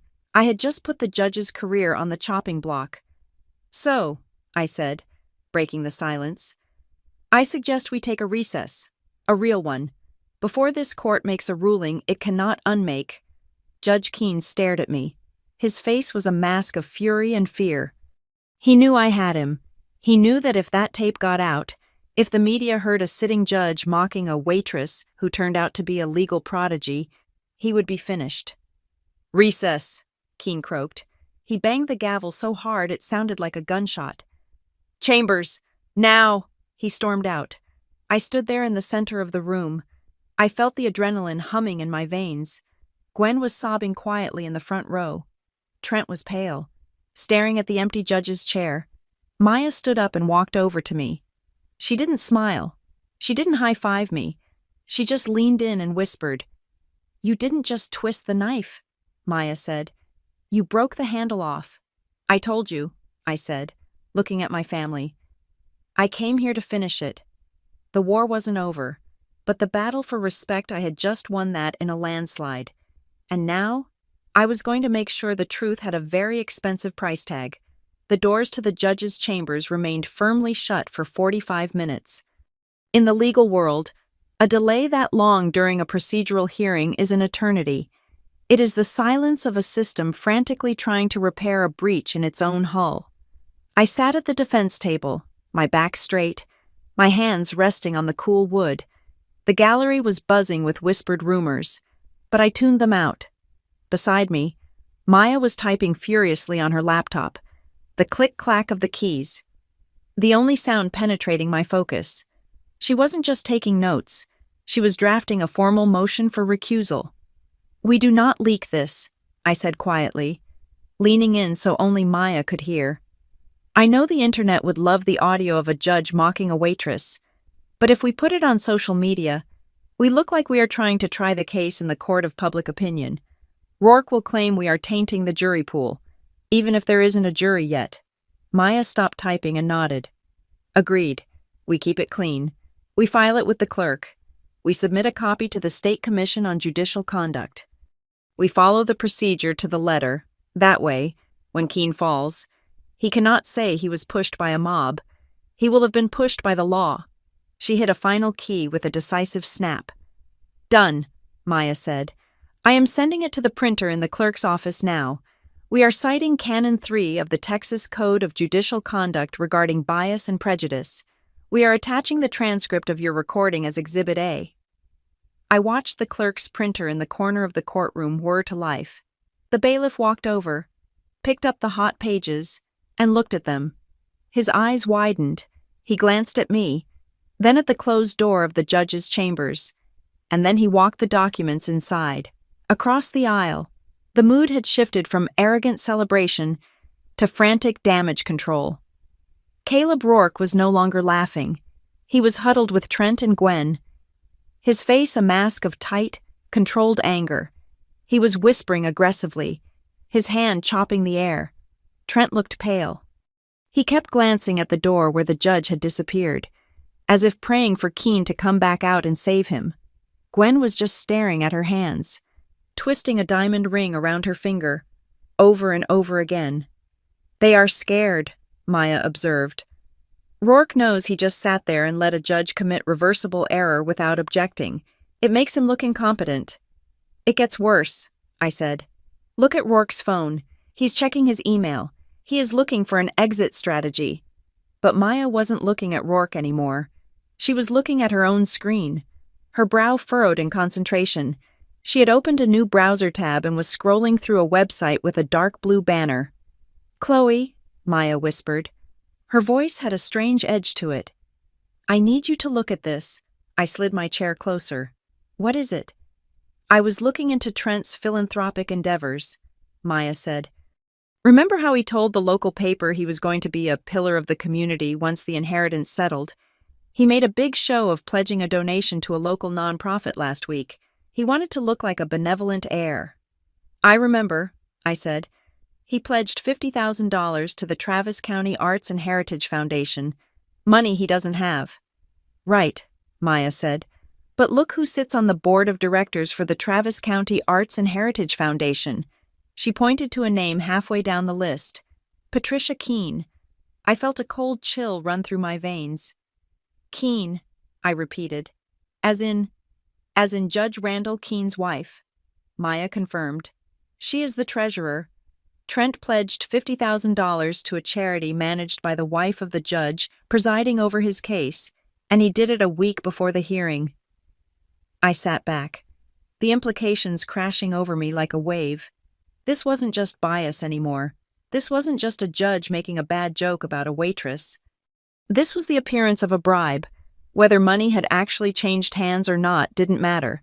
Trent had publicly promised a massive donation to an organization that directly benefited the judge's household, while asking that same judge to hand him control of the estate. That is a conflict of interest, I said, my voice barely a whisper. A massive, undisclosed conflict. Keene should have recused himself the moment the case was assigned. He didn't think anyone would check, Maya said, her eyes gleaming. He thought you were just a waitress. He thought Rourke would steamroll you. The case would be over in a month, and the donation would come through quietly. I looked over at Trent. He wasn't just a desperate debtor anymore. He was a man who had potentially attempted to influence the judiciary. Print it, I told Maya. Print the board member list. Print the press release of Trent's pledge. We are adding an addendum to the motion. The printer whirred again. This time, when the bailiff took the papers, I saw Rourke watching. He saw the header on the page, Travis County Arts and Heritage Foundation. Rourke's face went from angry to terrified in a split second. He was a shark, yes, but he was a shark who wanted to keep his license. Being associated with a bribery scandal was a career ender. Rourke grabbed Trent's arm. I could hear his voice hiss across the aisle, loud enough to carry in the silent room. You didn't tell me, Rourke snarled. Tell you what? Trent stammered. The wife, Rourke whispered, pointing at the paper the bailiff was holding. You pledged money to the judge's wife's charity. Are you insane? That is ex parte influence. That is a felony if they can prove intent. I just wanted to look good, Trent said, his voice cracking. I didn't think. That is the problem. Trent, Rourke said, pulling his arm away as if Trent were contagious. You didn't think. and now you have dragged me into a radioactive waste dump." Rourke stood up. He walked a few paces away from the table, putting physical distance between himself and his client. It was a subtle move, but in the language of the courtroom, it was a scream. He was preparing to jump ship. The door to the chambers opened. Judge Keene walked out. He did not look like the arrogant king who had entered earlier. He looked gray. His shoulders were slumped. He wasn't wearing his glasses. He looked like a man who had just been screamed at by his own preservation instinct. He climbed the steps to the bench, but he didn't sit down. He stood there, hovering over the chair he no longer deserved. "All rise," the bailiff said, but his voice lacked the usual authority. "Be seated," Keene said. His voice was tight, clipped. He didn't look at me. He didn't look at Rourke. He stared at a spot on the back wall. "The court is in receipt of the defendant's motion," Keene began. "And while this court maintains that its earlier comments were merely colloquialisms intended to clarify the defendant's position, I am aware that the perception of impartiality is paramount to the judicial process." He took a breath. He was fighting to keep his dignity, but it was already gone. "Furthermore," Keene continued, rushing the words now, "it has come to my attention that there may be a tangential connection between the plaintiff and a charitable organization with which a member of my family is affiliated. Although this connection had no bearing on my rulings, in the interest of absolute transparency, I am recusing myself from this matter effective immediately." The gallery erupted.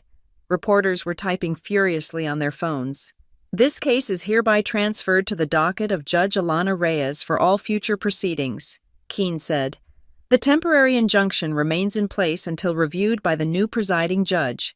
Court is adjourned." He banged the gavel once, a weak, hollow sound, and virtually ran out of the room. It was over. We had knocked the king off the board. Maya let out a long breath. "He ran," she said. "He ran before we could file the ethics complaint formally. He is hoping that if he quits, we will drop the investigation." "We won't," I said. "Evelyn wouldn't want us to." I began packing my bag. My hands were steady now. The adrenaline was fading, replaced by a cold, hard resolve. I felt a presence beside me. I turned to see Gwen standing there. Her eyes were red, her mascara smeared. She didn't look like the society woman who judged my shoes. She looked old. "Chloe," she said. Her voice was a broken whimper. "Mother," I acknowledged her, not stopping my packing. "Why are you doing this?" she asked. Tears were streaming down her face, cutting tracks through her foundation. "You just destroyed a judge. You humiliated your brother. Everyone is going to know. The papers, they are going to write about us. They are going to write the truth," I said. "The truth?" Gwen grabbed my hand. Her palms were clammy. "The truth is that you are vindictive. You are tearing this family apart for money. Is that what Evelyn taught you? To hate your own blood?" I pulled my hand away gently but firmly. "Evelyn taught me that family is about how you treat people, not whose DNA you share," I said. "And as for tearing the family apart, I didn't make Trent leverage your house. I didn't make him bribe a judge. I didn't make him lie." "He is your brother," Gwen cried out, causing a few lingering people to turn and look. "He made a mistake. He is desperate. If you expose him, he goes to jail. Is that what you want? Do you want to see your brother in handcuffs? Think about our honor. Chloe, think about the family name." I looked at her.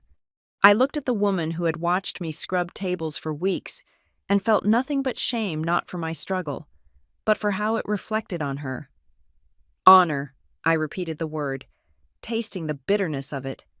"Yes, honor," Gwen pleaded. "Please, Chloe, drop the motion. Let him settle. Save our reputation." I zipped up my bag. I slung it over my shoulder. I looked my mother in the eye, and for the first time in my life, I didn't see a parent. I saw a stranger who had simply been present while I grew up.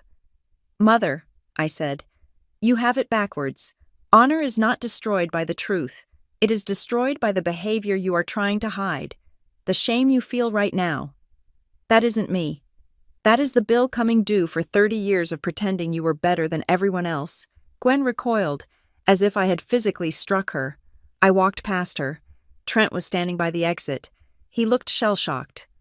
Rourke was already gone. He had likely sprinted to his car to call his malpractice carrier. Trent looked at me.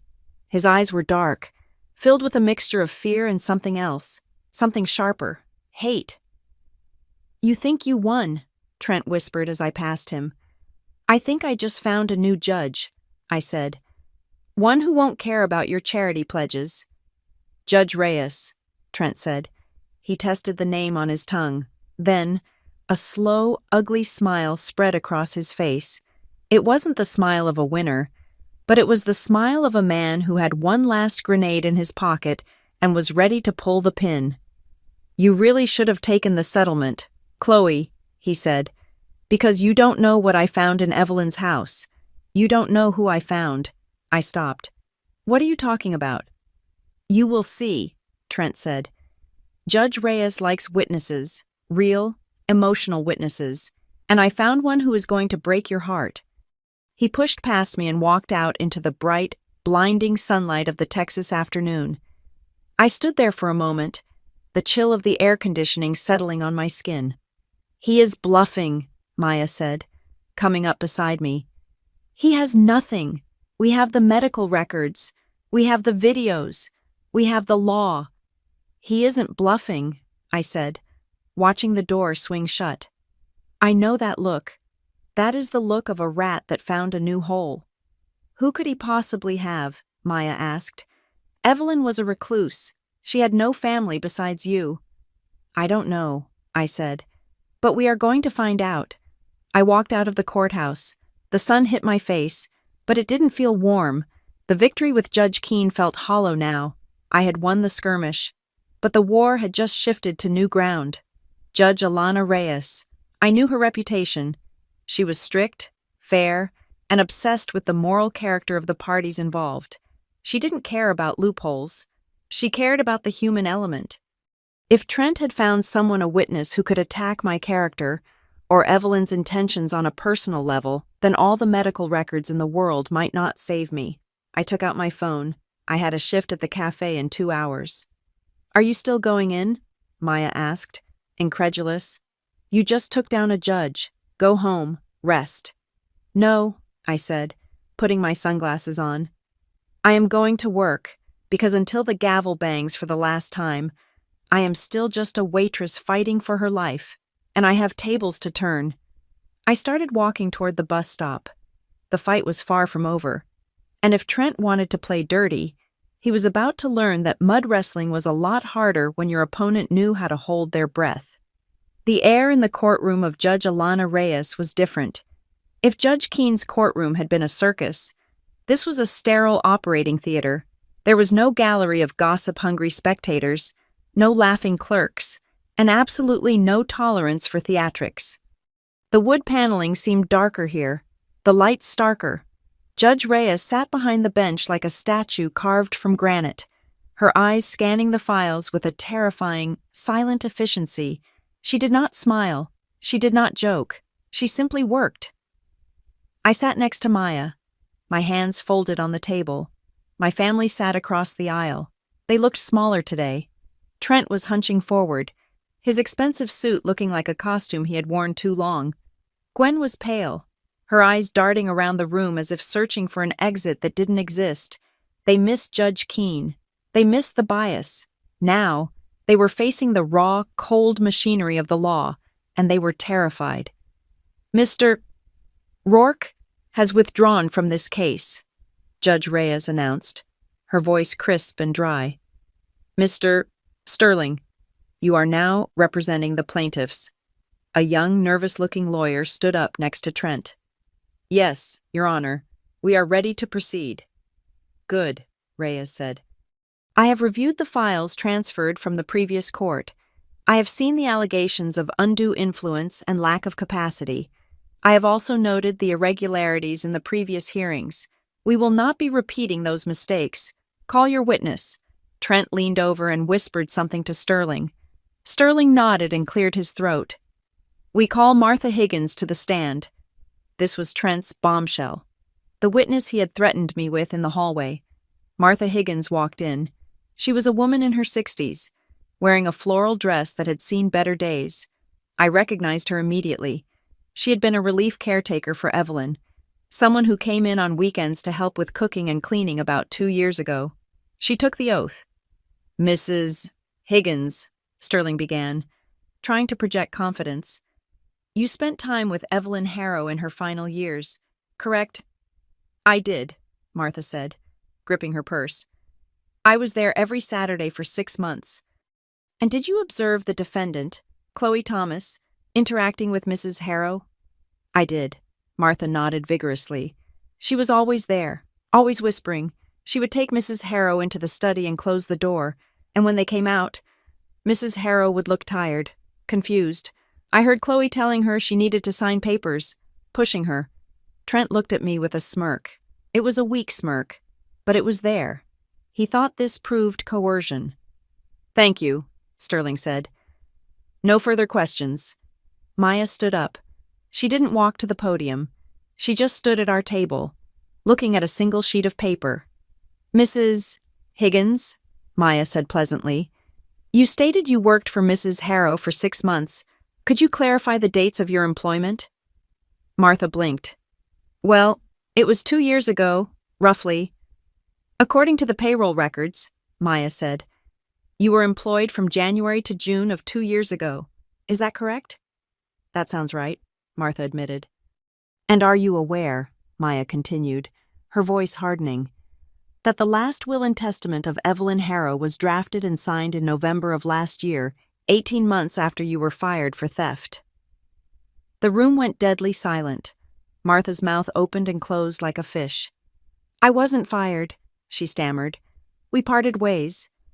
"We have the police report regarding the missing silver," Maya said, holding up a document. "And more importantly, you were not present in the house, or even in the state, when the will was discussed, drafted, or signed. You have no personal knowledge of Evelyn Harrow's state of mind during the relevant period. Is that correct?"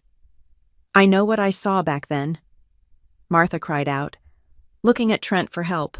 "You saw a granddaughter helping her grandmother with paperwork," Maya said dismissively. "Move to strike the testimony as irrelevant and prejudicial." "Sustained," Judge Reyes said immediately. "Witness is dismissed. Mr. Sterling, if you have no actual evidence, do not waste my time." Trent's face turned a sick shade of gray. His ace in the hole had just been revealed as a joker. "Your Honor," I said, standing up, "the defense would like to present its case regarding capacity. We do not rely on the memories of disgruntled employees. We rely on the decedent herself." I walked to the center of the room. I placed a flash drive on the clerk's desk. "Exhibit F," I announced. "The Harrow Capacity Dossier." The large screen on the courtroom wall flickered to life, and there she was, Evelyn. She was sitting in her favorite armchair by the window, the Texas sunlight framing her silver hair. She looked thin, frail even, but her eyes, those steel blue eyes, were blazing with intelligence. She held up a copy of the Austin American-Statesman. "Today is November 14th. Evelyn's voice filled the room. It was strong, clear, and utterly commanding. "I am recording this statement to accompany the signing of my will. I am of sound mind. I am not under duress, and I am about to make decisions that I know will cause friction." In the courtroom, Gwen let out a small, strangled sob. Seeing Evelyn alive, speaking from the grave, was a ghost story come to life.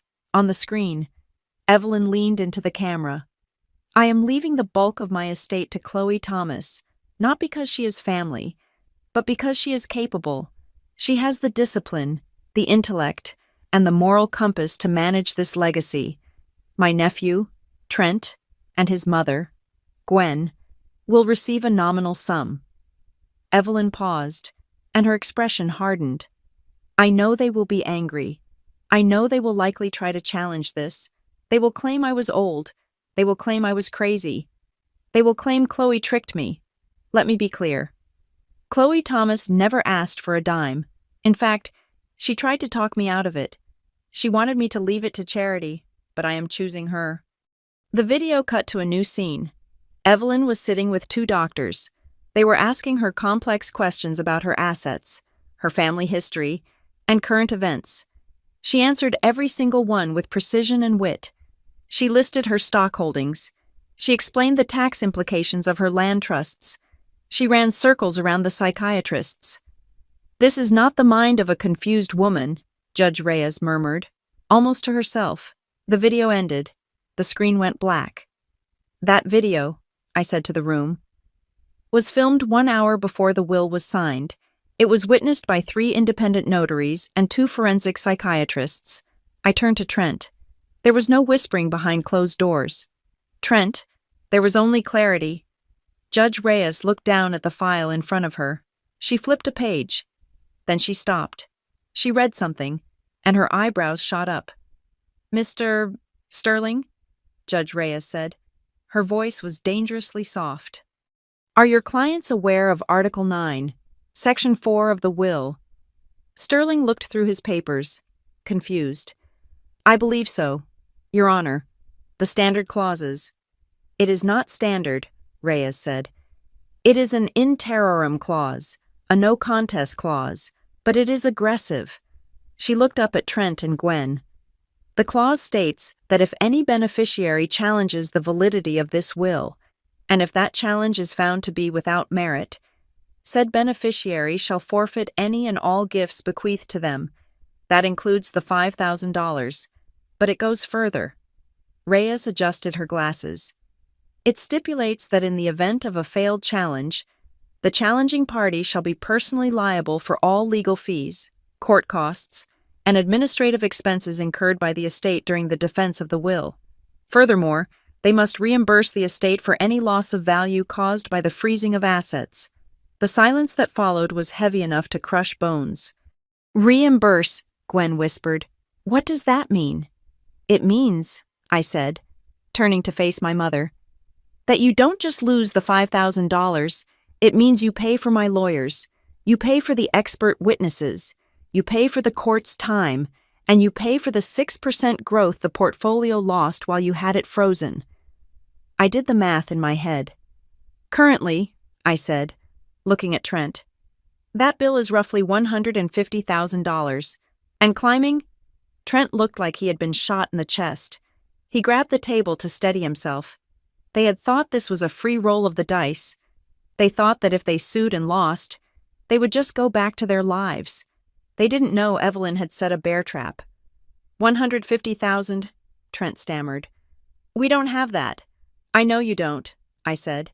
"I saw your emails." "Trent." "Mr. Sterling," Judge Reyes said.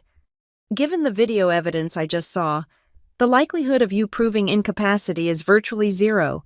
If you continue this lawsuit, your clients are walking into financial ruin. Do you wish to withdraw the petition?" Sterling looked at Trent. "We should pull out, right now, before a judgment is entered." "No," Trent hissed. "We can't. If we pull out, we get nothing. I need the money." "If you stay, you lose everything you have left," I said. "Including the house." Gwen let out a wail. "The house, Trent. What did you do?" "Quiet," Trent snapped at his mother. Judge Reyes held up a hand. "There is one more document here, a handwritten letter from the deceased. It was instructed to be read only in the event of a contest." Reyes picked up a piece of cream-colored stationery. "To those who are reading this," Reyes read aloud, "if you are hearing these words, it means my family has chosen to fight. It means they looked at my life's work and saw only a payday. I added the no contest clause not to be cruel, but to be a teacher. If they sue, it means they have chosen money over the truth. So, let the price of that choice be real. If they want to gamble with my legacy, let them put their own on the table. Perhaps, when the bill comes due, they will finally understand the value of what they destroyed." Judge Reyes lowered the letter. She looked at Trent with a mixture of pity and disgust. "She knew," Reyes said. "She knew exactly what you would do." Trent slumped in his chair. The fight had gone out of him. He wasn't a predator anymore. He was prey. "Ms. Thomas," Judge Reyes said, turning to me, I have a question before I render my final decision. Yes, Your Honor. Throughout this ordeal, Reyes said, her eyes softening slightly, you continued to work at a cafe, you allowed the previous court, and your family, to mock you. You are a highly skilled attorney. You could have taken a loan. You could have revealed your credentials on day one. Why did you wait? Why did you keep the apron? I stood up straight. I looked at the judge. Then I looked at the gallery. And finally, I looked at my mother and brother.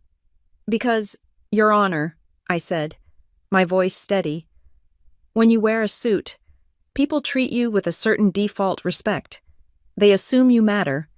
But when you wear an apron, you see who people really are. I touched the rough fabric of my sleeve. My family, and the previous judge, didn't mock me because they thought I was bad at my job. They mocked me because they believed that serving others makes you less than. They believe dignity is something you buy, not something you possess. I kept the job because I wanted the court to see that.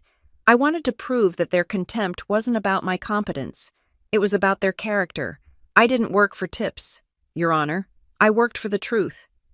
Judge Reyes nodded slowly. Point taken, Counselor, and powerfully made. She gathered her papers. The climax was here. The air in the room seemed to vibrate. I am ready to issue my ruling on the validity of the will, Reyes said. But before I do, Mr. Thomas, Trent looked up, his eyes hollow. Yes. I have the financial disclosures you filed with your initial petition, Reyes said. She picked up a sheet of paper.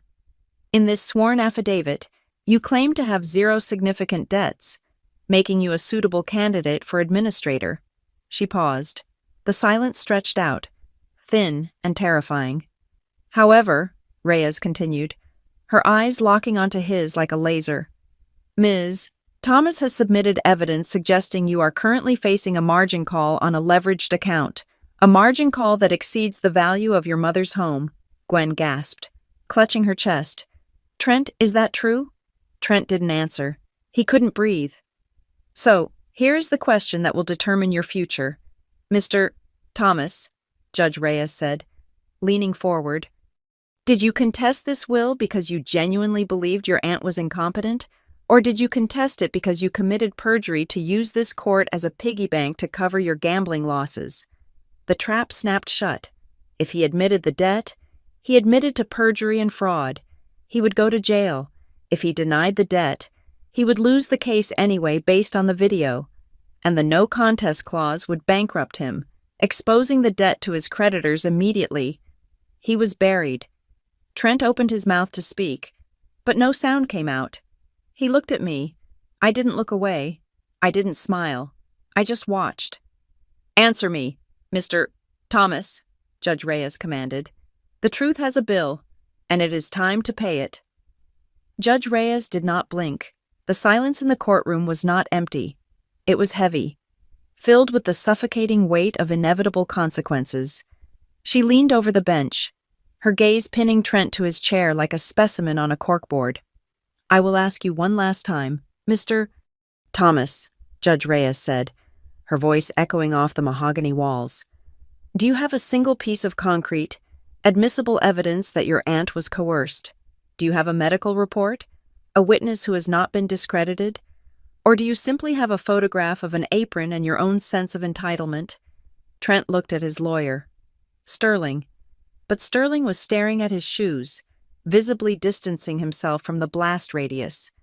Trent looked at Gwen, but she was clutching her chest, her face pale with the dawning realization of what his silence meant. Trent started, his voice cracking. It is not about the evidence. It is about what is right.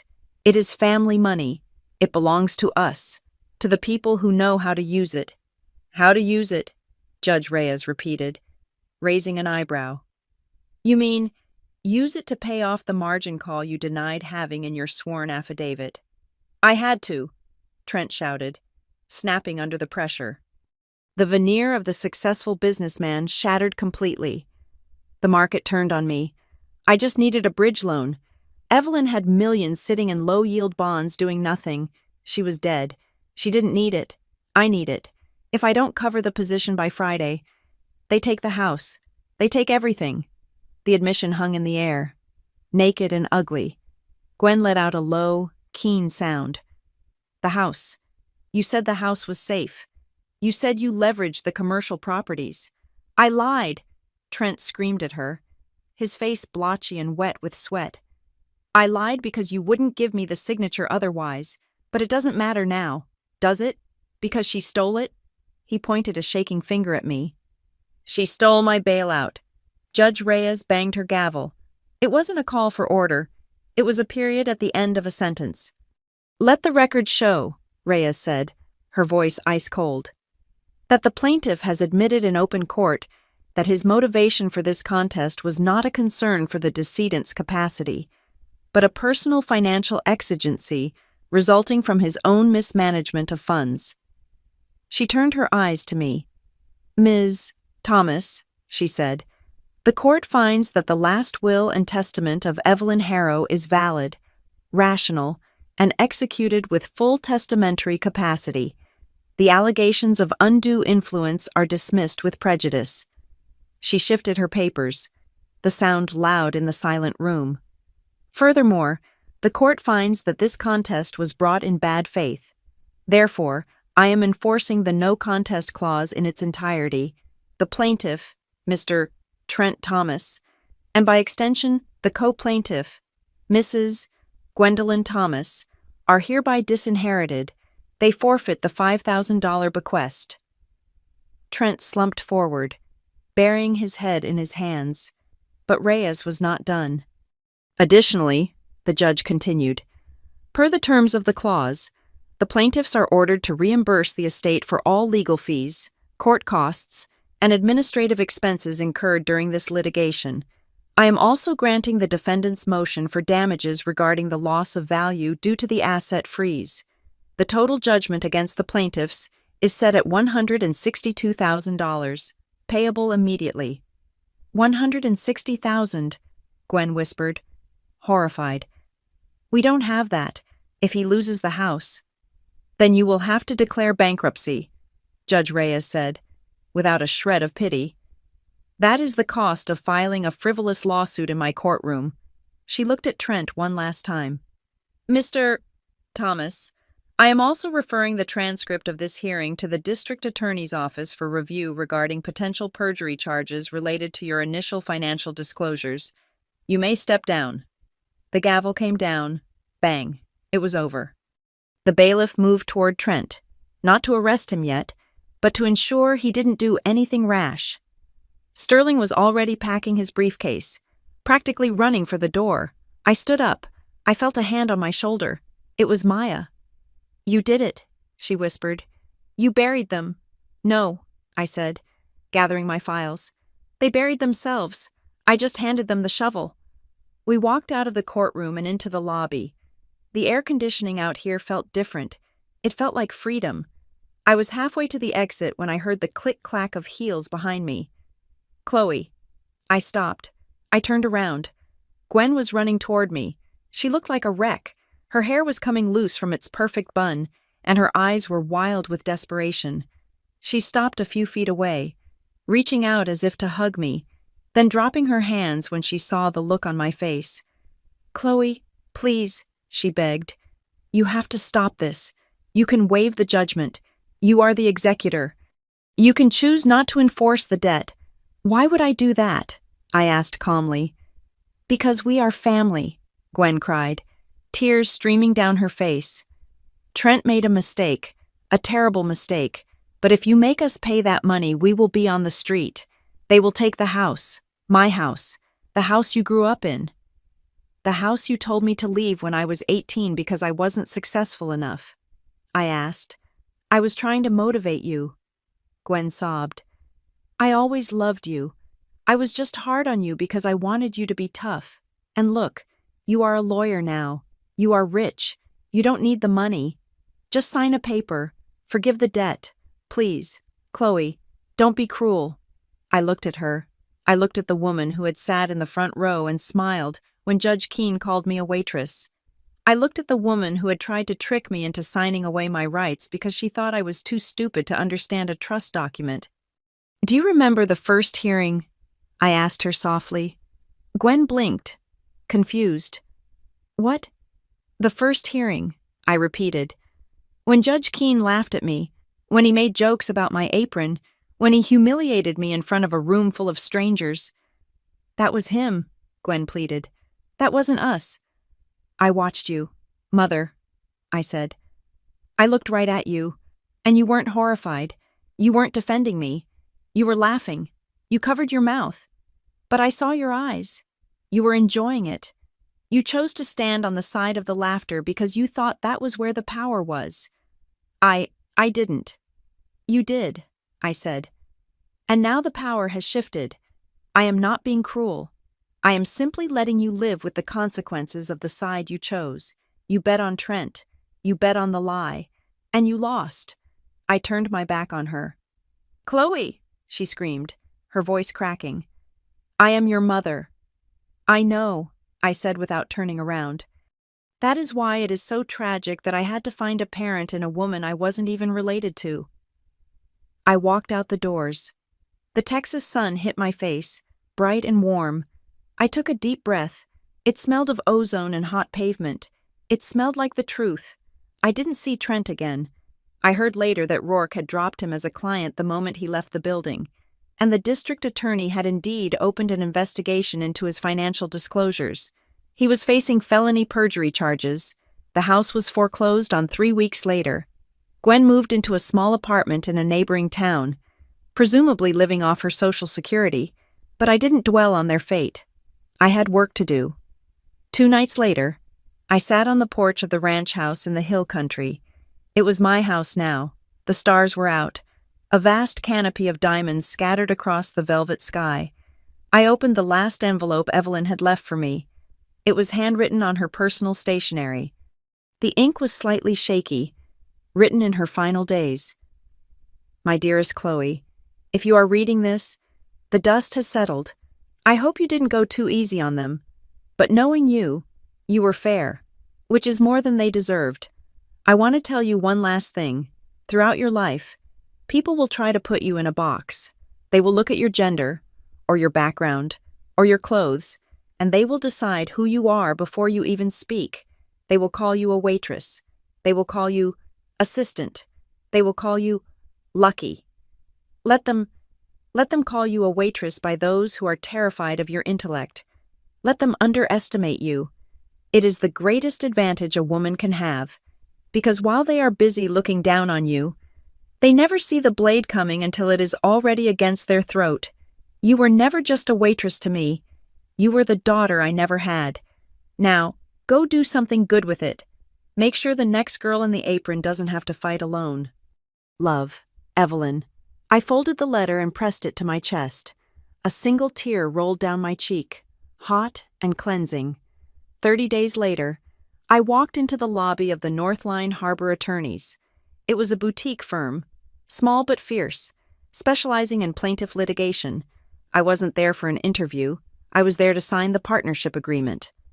"Welcome aboard, Ms. Thomas," the senior partner said, shaking my hand. "We are excited to have you. Your handling of the Harrow case it is already being taught in law school seminars as a masterclass in probate defense."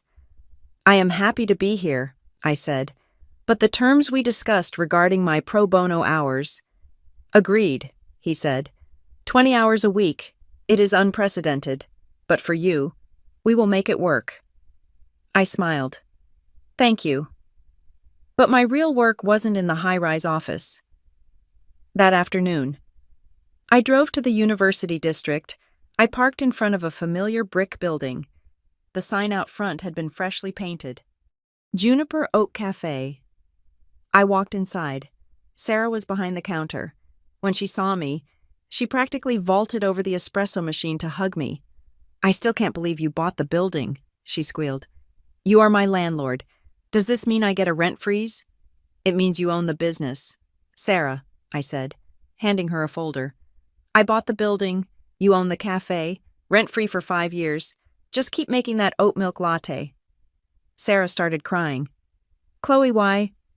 Because you gave me a job when no one else would, I said, and because I need a tenant for the upstairs unit who won't mind the foot traffic. The upstairs unit? Sarah wiped her eyes. What are you putting up there? Come look, I said. We walked up the narrow staircase. I opened the door to the second floor. It had been renovated. The old storage room was gone. In its place was a reception desk, 3 small consultation offices, and a waiting room filled with comfortable chairs. On the wall, a bronze plaque gleamed under the track lighting. The Evelyn Harrow Legal Clinic, pro bono representation for workers and families. It is for them, I told Sarah, looking around the space. For the waitresses who get fired for being sick. For the construction workers whose bosses steal their wages. For the families who get bullied by people like Trent. I am going to run it in the evenings and weekends, free of charge. You are going to be tired, Sarah said, smiling. I am used to being tired, I said. I walked over to the window and looked down at the street. I saw a young woman walking by, wearing a black apron, looking exhausted, counting her tips as she walked to the bus stop. I knew exactly how her feet felt. I knew exactly how heavy that apron was. I didn't win because they looked down on me, I said, more to myself than to Sarah. I didn't win because I was smarter, or because I had a better degree. I won because they looked at the world and saw only what they could take. I looked at the world and saw what needed to be protected. I turned back to the room, ready to get to work. They thought the apron was a costume, I said. They forgot that it is a uniform, and the thing about service is we always settle the check. I smiled. And the truth always has a bill to pay. Thank you so much for listening to this story. I hope Chloe's journey reminded you that no matter how much people underestimate you, your worth is never defined by their opinion. I would love to know where you are tuning in from today. Are you listening while driving to work in London? Or maybe cooking dinner in Sydney? Or relaxing in New York? Please drop a comment below and tell me your location and what you thought of Chloe's revenge. If you enjoyed this story, please make sure to subscribe to the Maya Revenge Stories channel. Hit that like button to support the content, and smash the hype button so we can get this story out to more people who need to hear it. Your support means the world to me. See you in the next story.